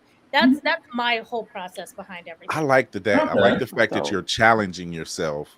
And just by even saying that, you're just like, okay, I can do this and I can do this, but I want to do this and learn that so I can infuse it into something. And then it really helps like my cooking in general, because that dinner that I told you about when I did the Princess and the Frog dinner, I had this one girl and I think she was Black and Filipino. And after we're done, we were talking about all the food, and she was like, in every single one of these dishes, you had an Asian influence. And I'm like, oh, you caught that? I was like, I've been learning so much from my chef about how to work with different flavors, and it was really cool integrating them into the cooking that I've had. Because we've all heard of like Viet Cajun, but like my chef is he's Vietnamese, he's Chinese, and he's Cambodian, and we make Korean food, and we make Thai food and Taiwanese food. And I'm like, oh, I like that. I'm gonna take this, I'm gonna take that, I'm gonna take these things, and I'm gonna put them into the food that I make. She's the queen of fusion. Right? She's the queen of fusion. When are you gonna open up Goku and Trunks, Gohan and Trunks could never. So I don't know. What were you gonna say? You was gonna say something, Lainey, like Fox? Yeah, when are you gonna open your own restaurant? And like I think a follow-up to that is, how can you open up your own restaurant and do exactly what you're doing? Right. I just left Texas. This is my stomping ground. So I just left Texas yesterday. I got home today at like, I think 1 a.m. And while I was there, I was talking to a couple of different people at different restaurants. And I'm like, hey guys, I think I'm ready to open up a restaurant. My whole thing with coming to California was I wanted to learn different like techniques and different cuisines, but also it was like a journey for me to more find myself, because like I said, I didn't really care for the food that I was making because I didn't think it was good enough. But then being here, I'm like, no, my food's just fine. Because when I make my food for these people, they're like, it's good. It's a little spicy, but it's good. I'm like, yeah. It may not be this like teeny tiny cut, perfectly plated son of a. I was like, that's just not me. That's not me. I can do those things, but I don't know if I want to, because then it's not as fun anymore for me. So I'm still setting that up. I think I'm a couple years away from having a restaurant, but I am talking to people about it. But I am talking to a production company. I don't know what it's called. Publicist company. I'm working on a book. There we go. Okay. Whatever. Publishing. Publishing. I was like, this is the P. It got me. I stay One of those P's. I don't know stay what up in the kitchen. And so I'm talking to a publisher about this Geeks and Grubs cookbook that we have coming out, and it's not going to be dope. At least for the first time, I don't want the cookbook to be me duplicating the other people's recipes because one, I can't have them sue me. I'm not doing that. Right. But it would just be my versions of different things. And so how this book is going to go is it's going to be like a cookbook comic book. So you're going to go on adventures with me, and then there are going to be recipes that correspond with it. But they're going to start out from like beginner recipes to getting harder, more of like my journey of from cooking to culinary school to the industry. My friend told me to put my Hell's Kitchen thing in there, and I was like, all right. I asked Chef Christine if I could use her likeness, and she won't sue me. She said she won't. She loves the idea. So I was like, oh my god. Tafari says, oh, that's a nice. That is a really interesting concept. It's a great idea. It's actually yes. And I also sell original concept. I have trading cards that I sell, and so the trading cards have recipes on them. And so inside of the comic book, at the end, you're going to have slots for your cards. So if you can collect the cards, you can follow along in the recipe where it's like, hey, go to your trading card number 32, and you can see this recipe and how it's with this. Nice, girl, you got it. Trading cards. Shut up and take my money. You already had a fan, but you didn't have to sell me on it. I'm just saying. Tafari says she got a true ninja way of her cooking, which is amazing. Salute. Verb says if she could do DBZ fusion with one ingredient or food, what would it be? Oh, that's so hard. Like, am I taking something? Wait, what do you mean? Like, am I just taking two different things, like a potato and an apple, and fusing them together like that? Or am I taking like a character? I'm not gonna lie. That does not sound bad. Yeah. Apple potato. Did she just do that? I feel like an apple potato. Have you guys ever had a jicama? Jicama tastes like an apple potato together. Interesting. I've never had it. Man, we gotta fix our palates over here. We thought we was doing something. I think I would fuse a peach and a tomato. And I would fuse that, and that would be something fun to work with, because then I'm getting like the different stages of the peach where I can get the sour tartness, and then I'm gonna get like the sweetness, and then when it comes to the tomato, it's giving me like a lot of acid, and then slowly getting sweeter. So, and then they would just kind of meet in the middle with maximum sweetness, and then still hit it on different levels. Yeah. Let's fuse a peach with a tomato. Let's see what happens. Your mind is awesome. Thank you. I love That'd it. be a good a jam or sauce or something like that. Ooh, you can make some good stuff. A jam. That would be cool. She is opening our minds to. Oh yeah. Opening our minds and our palates. I have so many things that I have put on the back burner because I was too busy doing like my job. And so I told you, like, I quit. I only quit for like maybe these next 3 or 4 months, and I was like, just put my head down and do what I need to do. Otherwise, I can see myself looking back being like, Mary, like, I'm still working on the Shark Anime board. And I'm like, where's that at? All I did was make a ramen cured duck prosciutto. That's it. There's so many other things I need to put on that board. That's all you did. Right? I mean, I hear those combinations of words every single day. It's all never. I'm not impressed. Peach Motto. It's not a bad name, actually. Peach Motto is not a bad name. That's a good one. Drake song. I'm gonna end up texting Candy B after this, because like she was the first female of Blurred's Eye View Candy B cosplay, and we still talk and everything. And it's funny because every time she posts up a cooking video, because she was raised overseas in Korea, so she's a military brat, and so she makes these foods and everything. And I say, you know what? We were at her house one night, and she made brown sugar chicken with coconut rice, and I never let her forget it. I'm just like, you know what?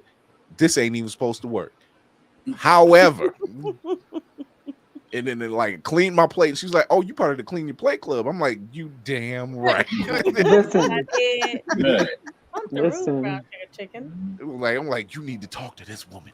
But I love that, and you just hit me with a peach and a tomato. Now I'm gonna go to the store tomorrow and just be eating slices, just like, like from Ratatouille. Right. It's like, changed my life. My wife was looking like, "What are you doing?" I love that. Just hold on, just wait. Be like, you could try it. I perfected it. Taste it now. You doubted me. You shouldn't have done that. Look at me now. Right. Listen. I'll never look at nothing else the same. Oh my God. We're gonna take another little break.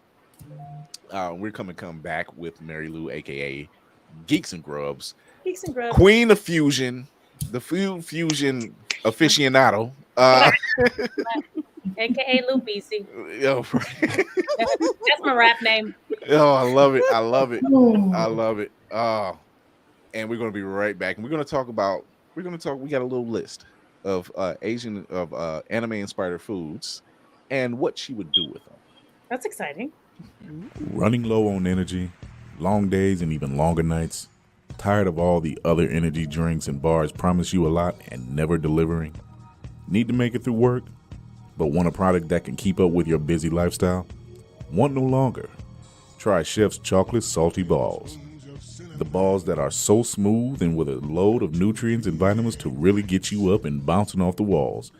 Made with all natural ingredients and healthy junk to satisfy even the pickiest eater. Chef's Chocolate Salty Balls are sold everywhere where you buy your junk. And now for those who want that extra kick in the butt, comes Chef's Heavy Duty Chocolate Salty Balls with 120% more caffeine than the leading brand. Disclaimer, this product has not been approved by the FDA or World Health Association.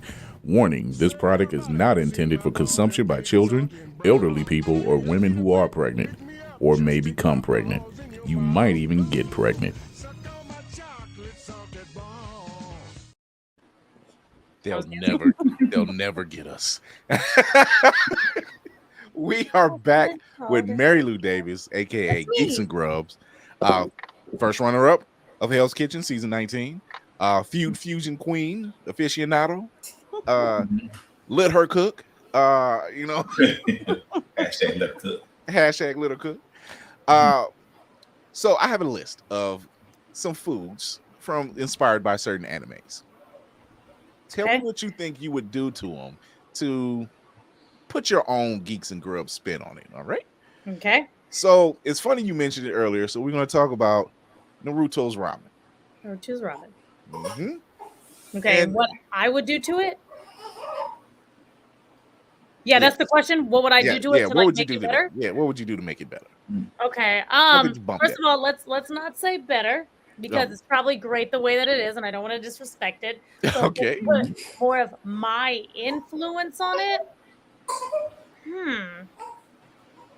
Well, a lot of times for what I have learned from ramen is going to be the tare. So you get the actual broth, and then you make a more flavorful, smaller amount of liquid called the tare, and then you blend that or you mix it inside, and that's how it's getting the flavor. So I would go with that because I'm assuming that Ichiraku's ramen is probably made with like a lot of collagen. So it's probably really dark, fatty, flavorful. It looks like a tonkatsu style broth. And so I would go with the tare since a lot of times those are always like the same. And that's where I'd hit it. And for me, I definitely would add more heat with it because that's just where I live, baby. So she is reading my mind. Thank you. I would add more heat and then I want something sour. So I'd probably end up, the Naruto radishes that he has, I would pickle those radishes and then I'd put those on top. I would add more heat, but also smokiness. So then I would take different styles of chilies. You can have peppers and then you can have chilies. And the chilies would provide heat and the chilies would provide smoke and the peppers would provide heat. And then I would use that so that while you're eating it, it's slowly starting to build. Instead of like, you see people just put cayenne pepper on things and it's like, hot.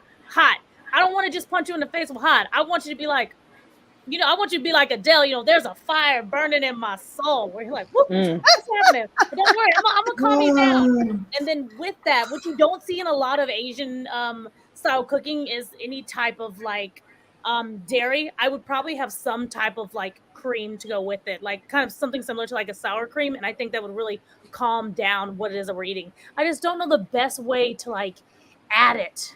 I could figure that out. So that's where I'm at. So Bama Blur says, wait, she was on Hell's Kitchen? Yes, she was. Well-made ramen is such a cheat day. Tavari says he's definitely going to need a sandwich after this video. This combo was creating hunger. It is. Absolutely. He agrees. Okay. Kill la Kill. Takoyaki. Oh, okay. So I've done a version of takoyaki before, and I did it more obviously my way. And so I made a crawfish takoyaki. And so they traditionally will use, I still use the takoyaki flour, but I also added in like cornmeal and corn because I wanted to give you more of like a hush puppy sensation. But when you're mixing that flour with the cornmeal, it really is such a different texture, and it's so great. So I did that. I like blackened some crawfish, mixed the crawfish inside, and then on top, instead of like the spicy mayo, I obviously did like a remoulade, and then I made like a reduction with Worcestershire sauce to create the dark sweetness on top. Lady And Mandalore's face. Her Lady Mandalore's face, like, I can't believe this. You're done at this point. It was. I thought I was doing something. I'm not doing nothing in my kitchen. I ain't doing nothing. We just watching and writing, just looking. I'm like, yo, this is gonna be amazing. It's good. It's gold. I already know if I go to any ramen spot here in Cleveland, I'm gonna just be like, it ain't Geeks and Grubs. Take that back. Take it back. I got you. I'm not paying for that. Try again. When I make my way up to Ohio, I'll cook for you because I already got to cook for Swaggy when I get there. He's gonna help me do a build. Swaggy cosplayer. That dude is amazing. Swaggy's so cool. He was one of like my first group of friends too. So it's like Swaggy always has a place in my heart. I never knew he can make Optimus Prime and Darkwing Duck look comfortable to wear. I don't know how he does it, but he's not. He stays. I think he stays in Menor, and I'm like, dude, stop, slow down. Like you just comfortable. Like you can sit back and sit down and you see him, and he just be sipping all the time. He's like, sitting there turning, sipping. He's like, hey, Mary, I got you this. Because he knows, like, I'll either drink champagne or I'll drink some Henny. And so he always gives me like the little flu shots of Henny. And he's like, here, I saw like it ain't shit too. Here, I got this for you. And I'm all like, Swaggy, you're so sweet. Dude's amazing. He's freaking amazing. Okay. My Hero Academia. Katsudon. Okay. That one's really good. So I did a version of that one as well because that's Deku's favorite food. Mm-hmm. And so that was one of my first few videos that I had done. And I think at the time when I was first starting out with Geeks and Grubs, I wasn't really taking what it is that I wanted to do. I was just recreating the food. And now I'm like, Mary, what do you want to do? So if I'm taking it that way, he's usually using pork, so I can stick with pork, but I'm going to brine the pork a little bit first, and I'm going to take a page off of your Korean friend, and I'm going to do a brown sugar brine with the pork. So that way when you're eating it, it's still going to be juicy, because pork has a tendency to be a little dry, so we'll take that. Obviously, what's going to make mine different is the seasonings that I'm going to put on it. From when you're in the South, like you're using a lot of dry seasonings, and what I've learned in Asian cooking, they use a lot of wet seasonings. So we're using a lot of dry. Like I work with this one company called Spiceology, so I'm like loaded with spices. I've noticed. We are gonna bring that all together. I have to. These are spices I need to track down and make a whole section in my office. Go in the office and get me that cracked black peppercorn. I don't. No, not that. I need that one. Yeah.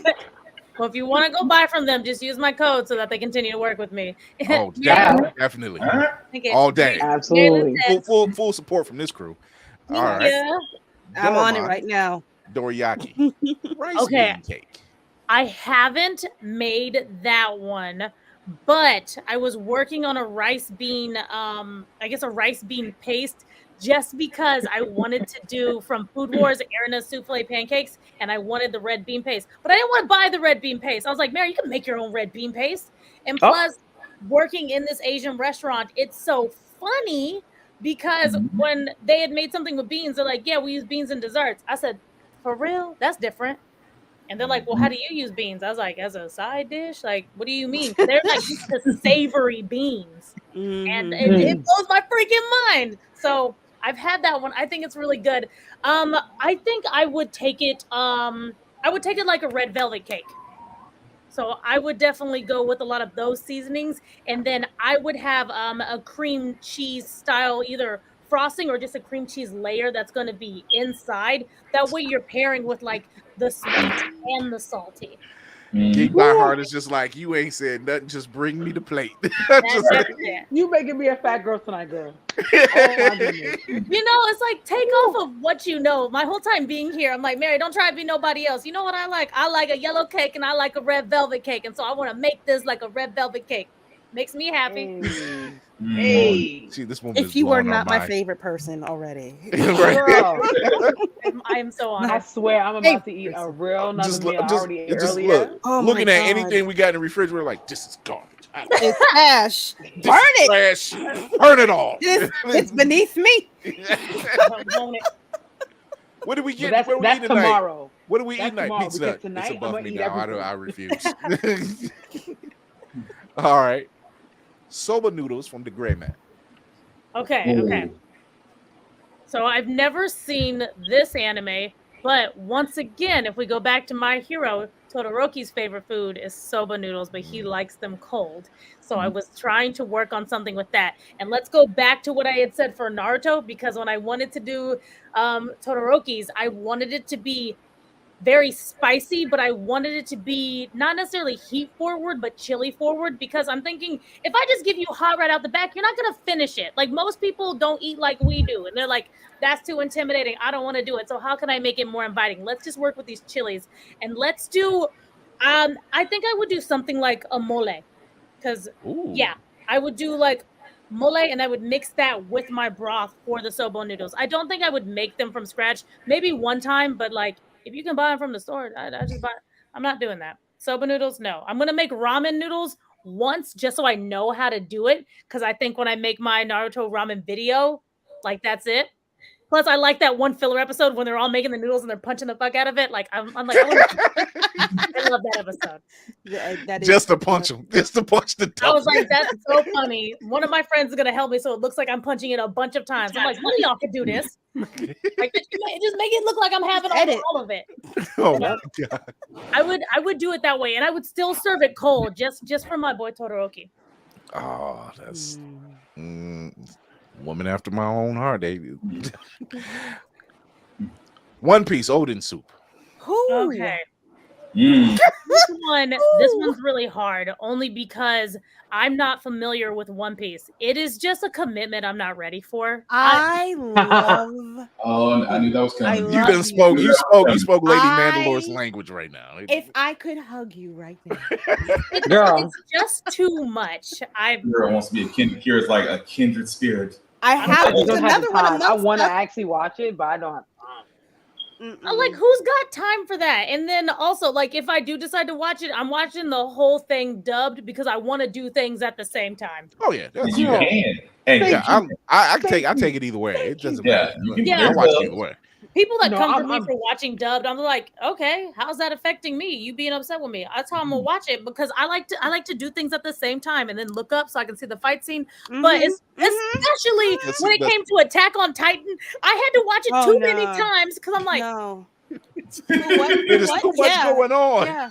And then don't be with your friend and turn to them and ask them a question or have them ask you a question, because now I don't miss out on so much. I'm all like, Attack on AOT will do that. The reason why I mentioned One Piece because one of their shipmates is a cook. He's also it's Sanji. Everyone's talking about Sanji. Sanji will cook his ass. So he was like, "What do you got in this pantry?" And it was like, "Oh, we don't have much." And then somehow he flips the script on him, and they're just like, "This is the best food we've ever had in life. It's better than our chefs." And he's sitting up there looking at him like, I will kill you all. Everyone's like, Mary, make Sanji seafood risotto. Make Sanji seafood risotto. And I will, but later. Do you know how many things are on my agenda that I need to make? And I was like, seafood risotto, that one's really easy, but also like I don't have the connection to it, so it's not on my list right now. Like if it's something that I really have a connection with, I'm like, throw that on there. Let's try this now. Like I'm working on these recipes right now because I'm doing a Sailor Moon cafe here in Oakland, and I'm like, what's gonna go in my Sailor Moon cafe? Those are the recipes I'm working on.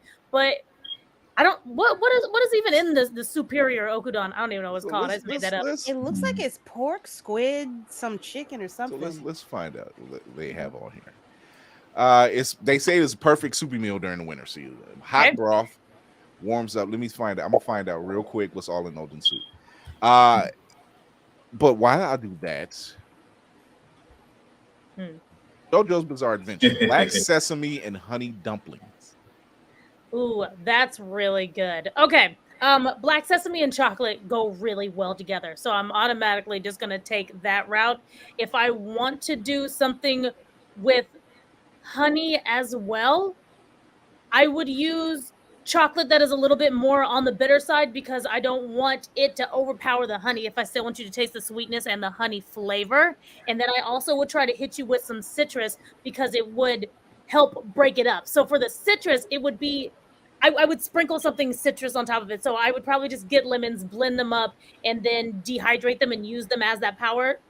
That's so that you're not necessarily getting something super sour, but you're getting like it's something you'd smell while you were eating. So I would make it in that way. But maybe I would mix the black sesame and the chocolate together, but I would put white chocolate on the outside. That way, when you're getting it and you think it's the same, but then you bite it, I'm like, but it's not, sucker. I don't know about y'all, but I think we found another crewmate for the ship. Lord. Absolutely. Right. Absolutely. Run, girl, run. Come, girl, come. Like we're gonna be eating all day. We're not gonna get any work done. So in the Odin, it's a Japanese fish cake stew. So it has fish cakes, deep fried tofu, mochi, hard boiled eggs, keniyaku, kombu, daikon, all simmered in a soy sauce based dashi broth, first served family style in a clay pot. Okay. If I were to take my version of that, I would still keep the fish cakes, but I would stick with the fish that I'm used to. So if it would come to my grandma always liked trout, and she always liked pollock or salmon whenever I would make the cakes for her. So I would stick with one of those type of fishes.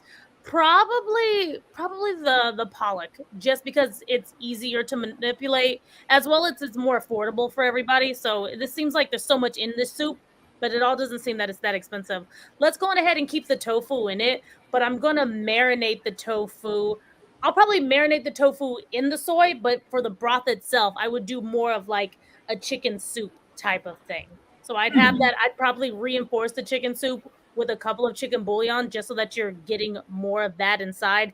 Obviously, I'm going to throw some heat up in there because that's who I am. And then what else did you say was tofu dashi broth, but I'm using my broth instead. The fish cakes. What am I missing? Deep fried maki, hard boiled eggs, the eggs. Yeah.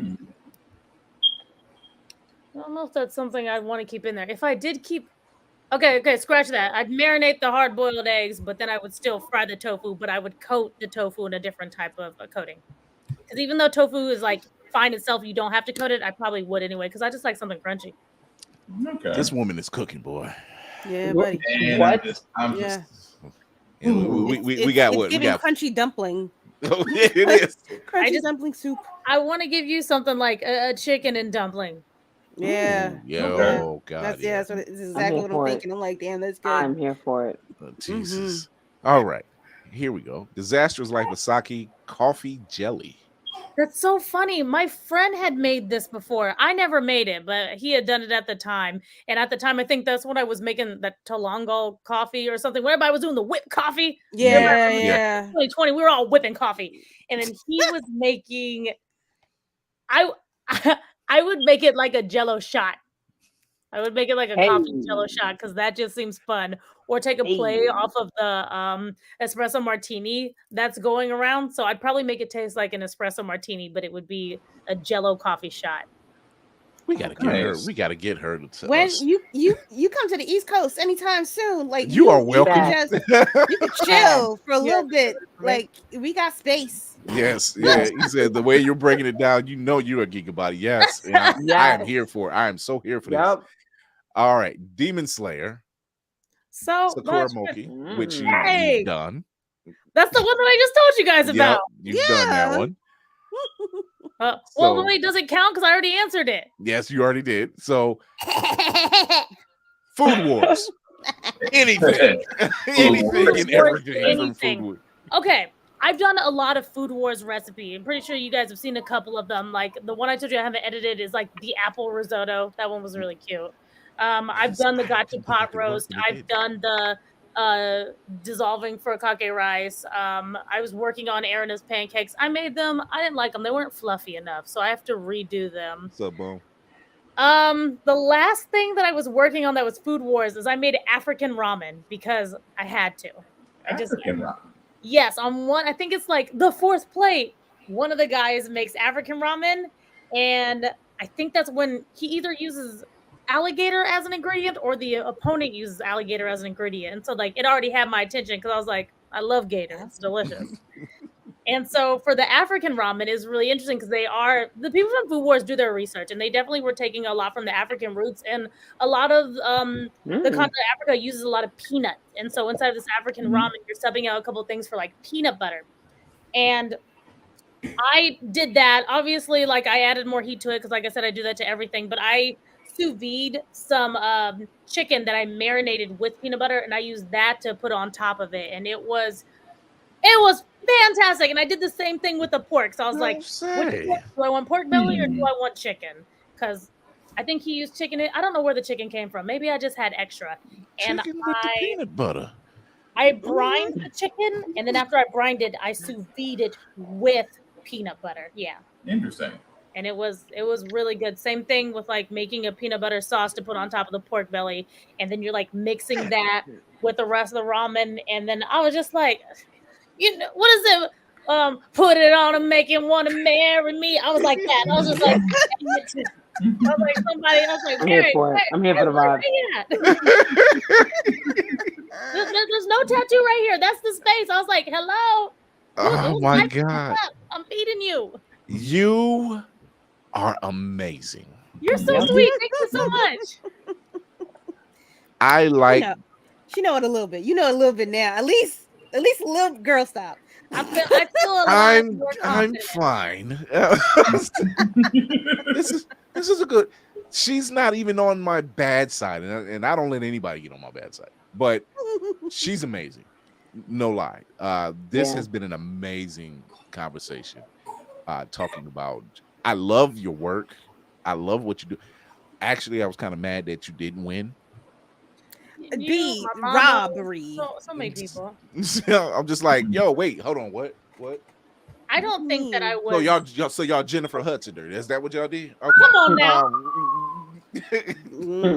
And it's you like might be better for it. I don't even know who won Jennifer Hudson season. I just know Jennifer Hudson. Yeah, pretty much. That part. Yep. That part. He says, I'm in love. That part was good for her because I don't think Jennifer Hudson should have won.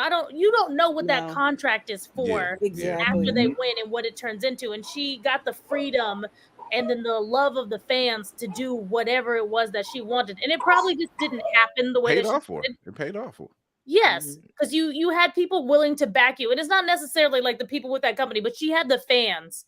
And that's pretty much what you need because it really helps when you get in a mind space where you don't feel like you're good enough. Because there are plenty of times where I'm having a bad day and I was like, I don't know why I'm doing this. This isn't going the way I want to. And I will have just one person. I don't know. God is so good. I will have one person send me a DM or something. They're like, hey, Mary, I just want you to know that I think you're great. And I love that you did this. And I learned from it. And I was like, that's all I need. I just need one person to like hear what I had to say. And I was like, okay, I'll keep doing it. Well, we're giving you your flowers right now. Absolutely. You are an amazing chef. You're an amazing person, number one. Right. You show the love of your cooking, the love of cosplay, the love of the fandom, period. It shows. It bleeds through the camera. And yeah. And besides that Jennifer Hudson question, that was on Family Feud, and I just knew that was the answer. Like, yeah, Jennifer Hudson won, and it was like wrong. And I'm like, no, who the hell won? And I'm like, really? She was like 6th place or something. She didn't even make top 3. Yes, I was she was upset, but she paid off for it better. She was better off for it. Yeah. Mary Lou, you are an amazing chef. Thank you. I can't wait to try your food, no matter where it is. When we get to we're going to link up somewhere. Absolutely. I already know it. You definitely got fans here. You definitely got fans here. Like we were fans before, but now we're really fans. Right. Like Lainey is sitting up there like, I'm going to text you. What is this for this recipe? What will go with this? Feel free. I have a lot of people that are just like, Mary, I have this. Can you tell me what to do? Yeah, okay, sure. So now you mentioned before we get out of here, you mentioned that you have an event coming up. So I do. Let's talk about okay, that. I have. That's so sweet. I do have this event myself and Chef Nelson German. We are doing a Little Mermaid theme pop-up. That one's really exciting.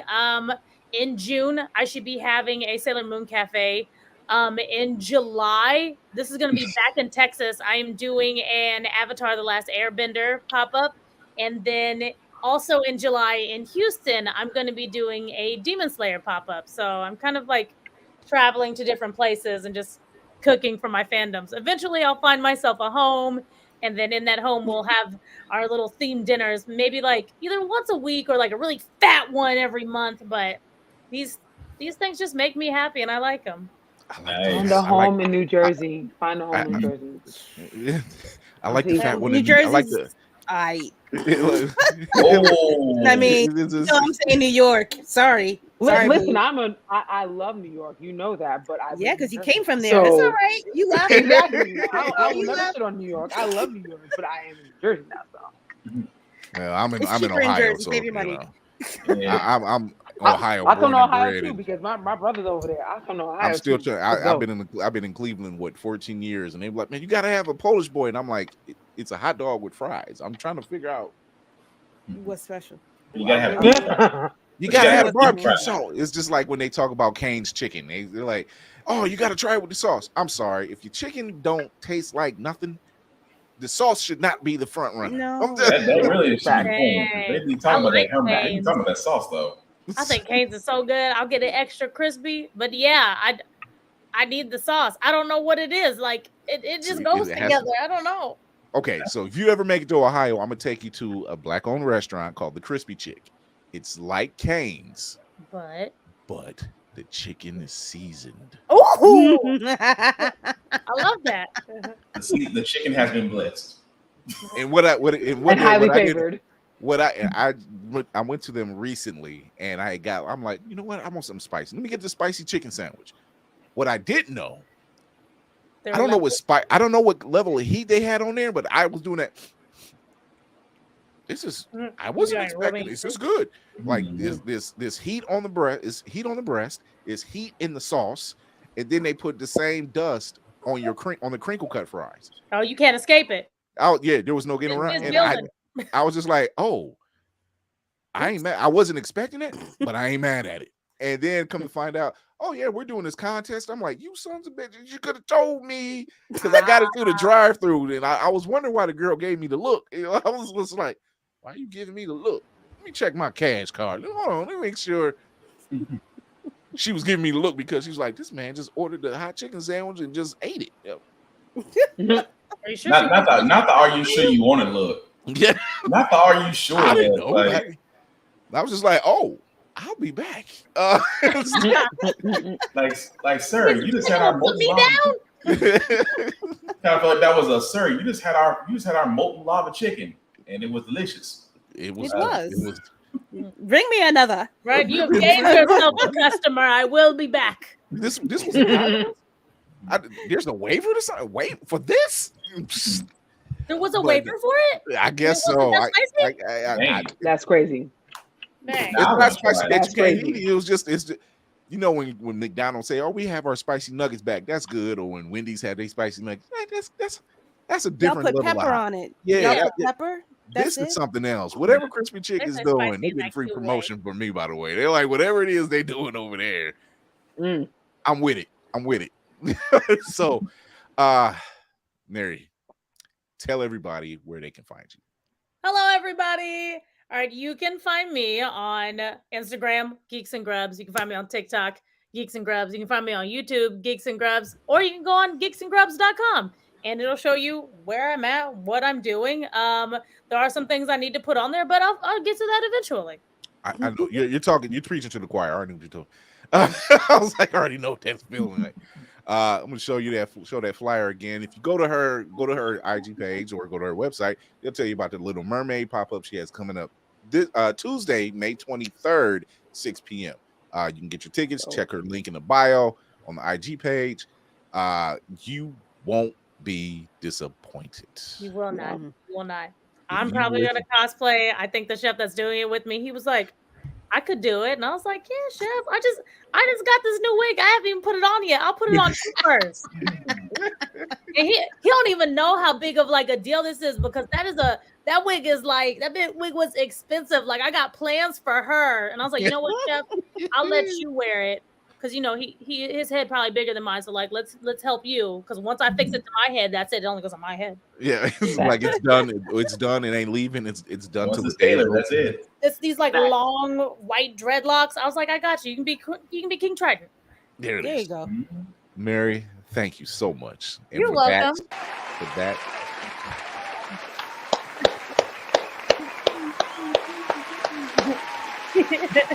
Oh, this was an amazing episode. We always put out great shows. This is what we do. But it's always fun when we have guests on and we can just joke, laugh, have fun, make them feel comfortable, and in this case, make us feel hungry. So what I do best. I'm gonna go in there and I'm like, I don't want this garbage. This is I can't go to my favorite Chinese restaurant right now and just be looking insulted. Like, this is what you give me? I got you a McDouble. A McDouble. What am I? Madam, who do you think I am? I can see it now. Like, he got brand new. I'm wearing a monocle now and everything. Where is the Elsie fish sandwich, sir? Monopoly man. Like, sir, you usually order the fish fillet. Why are you being bougie right now? I think right now she's the show's official chef. She's got to be the show's official chef. We haven't had one, but right now I don't think it's gonna be hard to top.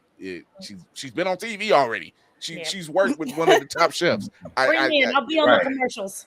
I love these commercials. They're perfect. That we do. We do. There's more coming. There's more coming. Lady Mandalore, tell them where they can find you. Well, hi. You can find me right here on Blurred's Eye View every Tuesday at 9 p.m. and every Tuesday at 8:30 p.m. and every Thursday at 9 p.m. But other places that you might be able to find my lovely face is going to be on Instagram at this little doohickey right here.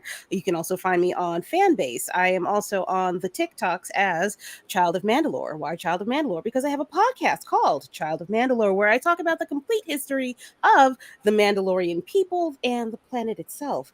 Tune into that on Spotify, Apple Podcasts, Google Play, and your uncle's backyard dog shed. Yeah, that. Everywhere. Wow, that's all they're going somewhere. Everywhere. It's going somewhere. Yep. She's got it. She got it, people. She got it. I got it. She got it.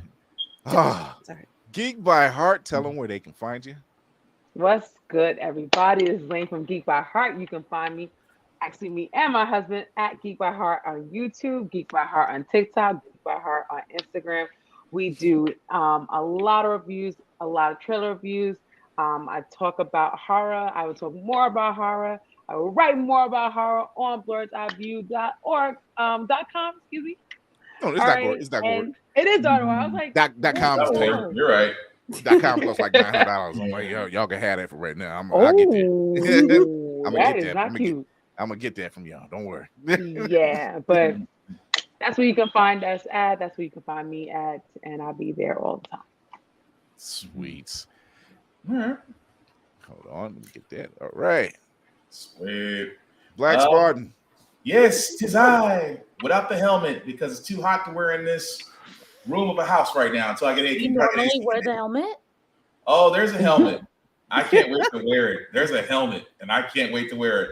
But anyway, Black Box 447 is where you can find me on most socials. I usually do reviews of everything that I watch, that I read, that I play, gym stuff, because I need to get back into shape after becoming a newly dad. But hey, we get there. I do have a couple of podcasts of my own. My first one is my political news show called How the Fact We Got Here. That is on Facebook, YouTube, and Twitch every Wednesday and Saturday. Feel free to definitely check that out. I also have a video game podcast called Get Bit Podcast with my coach Joe Tonello every Friday. That is also available on Facebook, YouTube, and Twitch. Both those podcasts are on Spotify, on Google Podcasts, and Apple Podcasts. We are slowly transitioning to Opulence Radio and Always Record TV. So we will be joining a Room Full of Blurs and Blur's Eye View, and hopefully Geek by Heart, as we all are just jumping on this wonderful boat. I'm going to say it just like this, Black Spartan. Go for it. Join the dark side. Yes. Hey. Yes, join the dark side. We have cookies. We have cookies. We have cookies. That's all you need right there. Force powers and cookies. And not the crappy cookies. We're talking the really nice cookies that Geeks and Grubs will cook for us, that she'll make for us if we ask nicely. You know, those kind of cookies that just make you think about everything you ate was just pretty much just crap beforehand. But anyway, that being said, guys, I am one of the many heads of the Blur's Eye View writing community. I actually do the columns for wrestling. Why? Because wrestling is real and people are fake. Shout out to Mr. Candy for that one. At the same time, guys, we do need to be more along the lines of unifying, of sharing, of promoting, of celebrating when people get the bag or many accomplishments, because it takes zero energy to say thank you, but it takes 100% to be salty. At the same time, I'm a very social person. I just have one rule whenever you talk to me. Don't be a dick. We'll all be cool. They always wonder how I can follow that. Well, I'm going to show you how. Hey. I ain't new to this, but Captain. I am the captain. The king of the north. I am the king of the north. Thank you, everybody, for tuning in, for checking us out. Thank you to Mary for joining us and talking about these great dishes Thank you guys. and making us extremely hungry. I shouldn't be hungry now, but I am now. I'm going to clean out my refrigerator and all the cupboards. And I'm like, nope, this is not working. I need blackened seaweed. But if this is your first time here, thank you for watching. Show your love on the YouTube channel. Go to the Blur's Eye View YouTube channel. Hit the subscribe button. Hit the notification bell. You can watch us, as Lady Mandalore stated, you can watch us every Tuesday live, 8:30 p.m. Eastern, Facebook, YouTube, Twitch.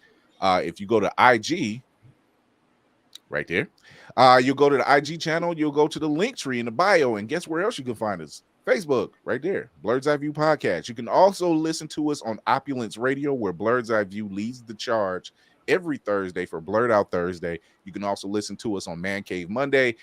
I want to say we're on there Friday. I got to find out. I can't remember. But shout out to Amaron for over at Opulence Radio. You can also check us out on Twitch. Blur's Eye View 1. But like I said, we have a lot of fun. Shout out to our sponsors, Ultimate Wireless. Ultimate ULT_wireless_ENT, ultimatewireless.com. You get all your little techie needs over there. You can also find us here at Otaku Noir. We are a proud affiliate of Otaku Noir. Go to Otaku Noir, the #1 blurred blind box company. Content by blurs, for blurs, and for everyone, really. But you can't go wrong. You get great gifts, like your Frosted Fang cereal box. Look at that. Shameless plug. Check out the review on the Blur's Eye View YouTube page. But if you go to otakunoir.com, use the discount code Blur's Eye View for free shipping. You will not be disappointed with anything that they have on there. You want to get your Frosted Fang cereal box. Why supplies last?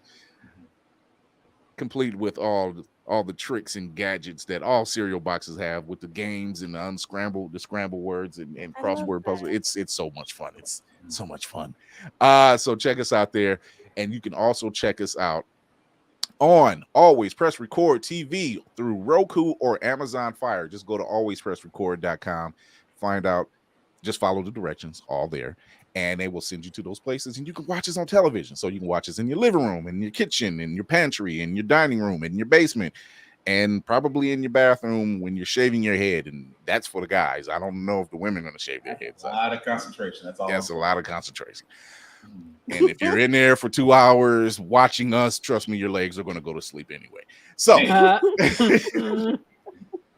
thank you, Mary, once again for coming on. She was an amazing guest.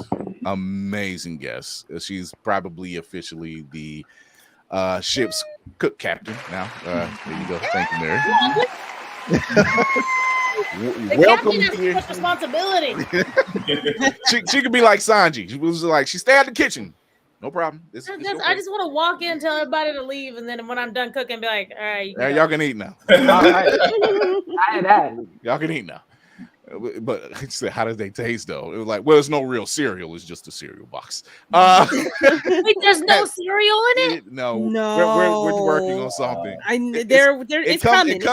It comes with little trinkets though. So I just want you to know, like, because I was already looking up how to order it, and I would have got it. I'm like, what the damn hell? Like, I wouldn't have posted it on Instagram. I would have called one of y'all directly and been like, can you tell me what happened? Where's the cereal? I hear a collaboration with you and them.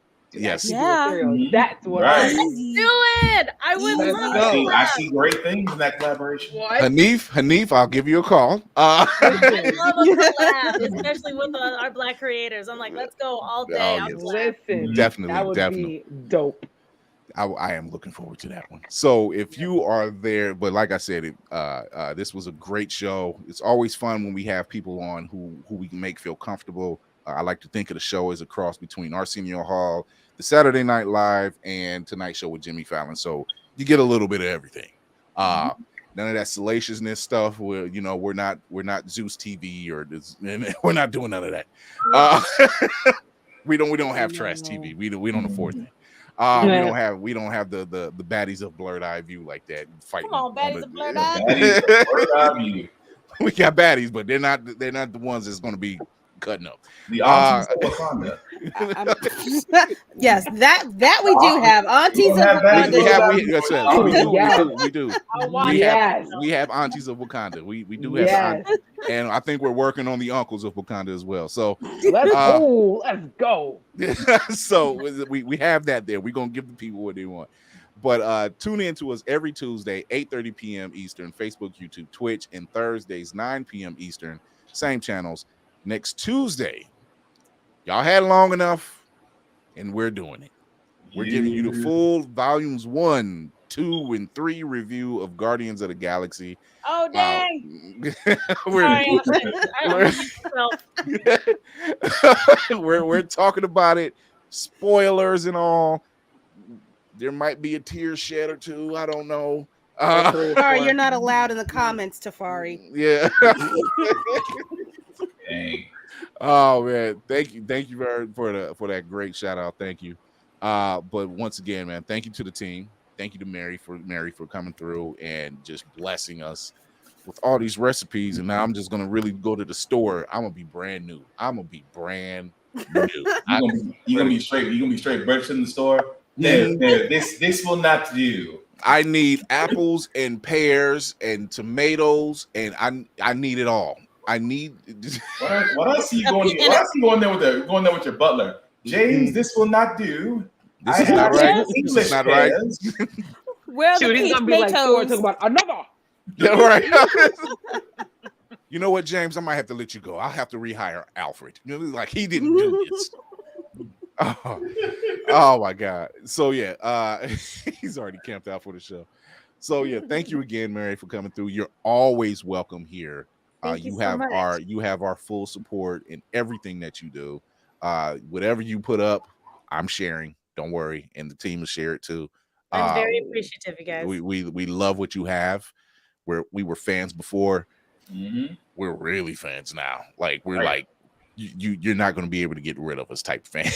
Like we'll help you clean the kitchen. You know, you have a little bit of your great food. I mean, my cooking level ain't on your level, but I can miss to clean the kitchen now. I'm like, I can watch you just cook together. I'm not gonna sit there and be like, I can't just eat this woman's food and not help clean too. And I appreciate that too, more than you would think.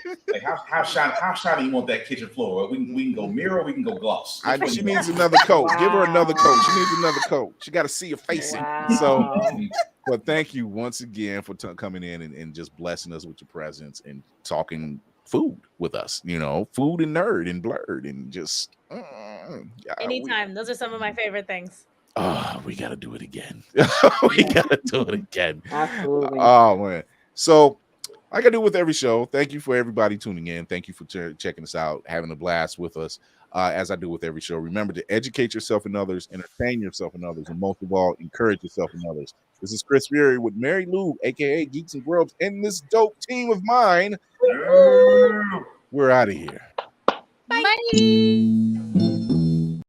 Why is that always that one? Okay, bye. There we go.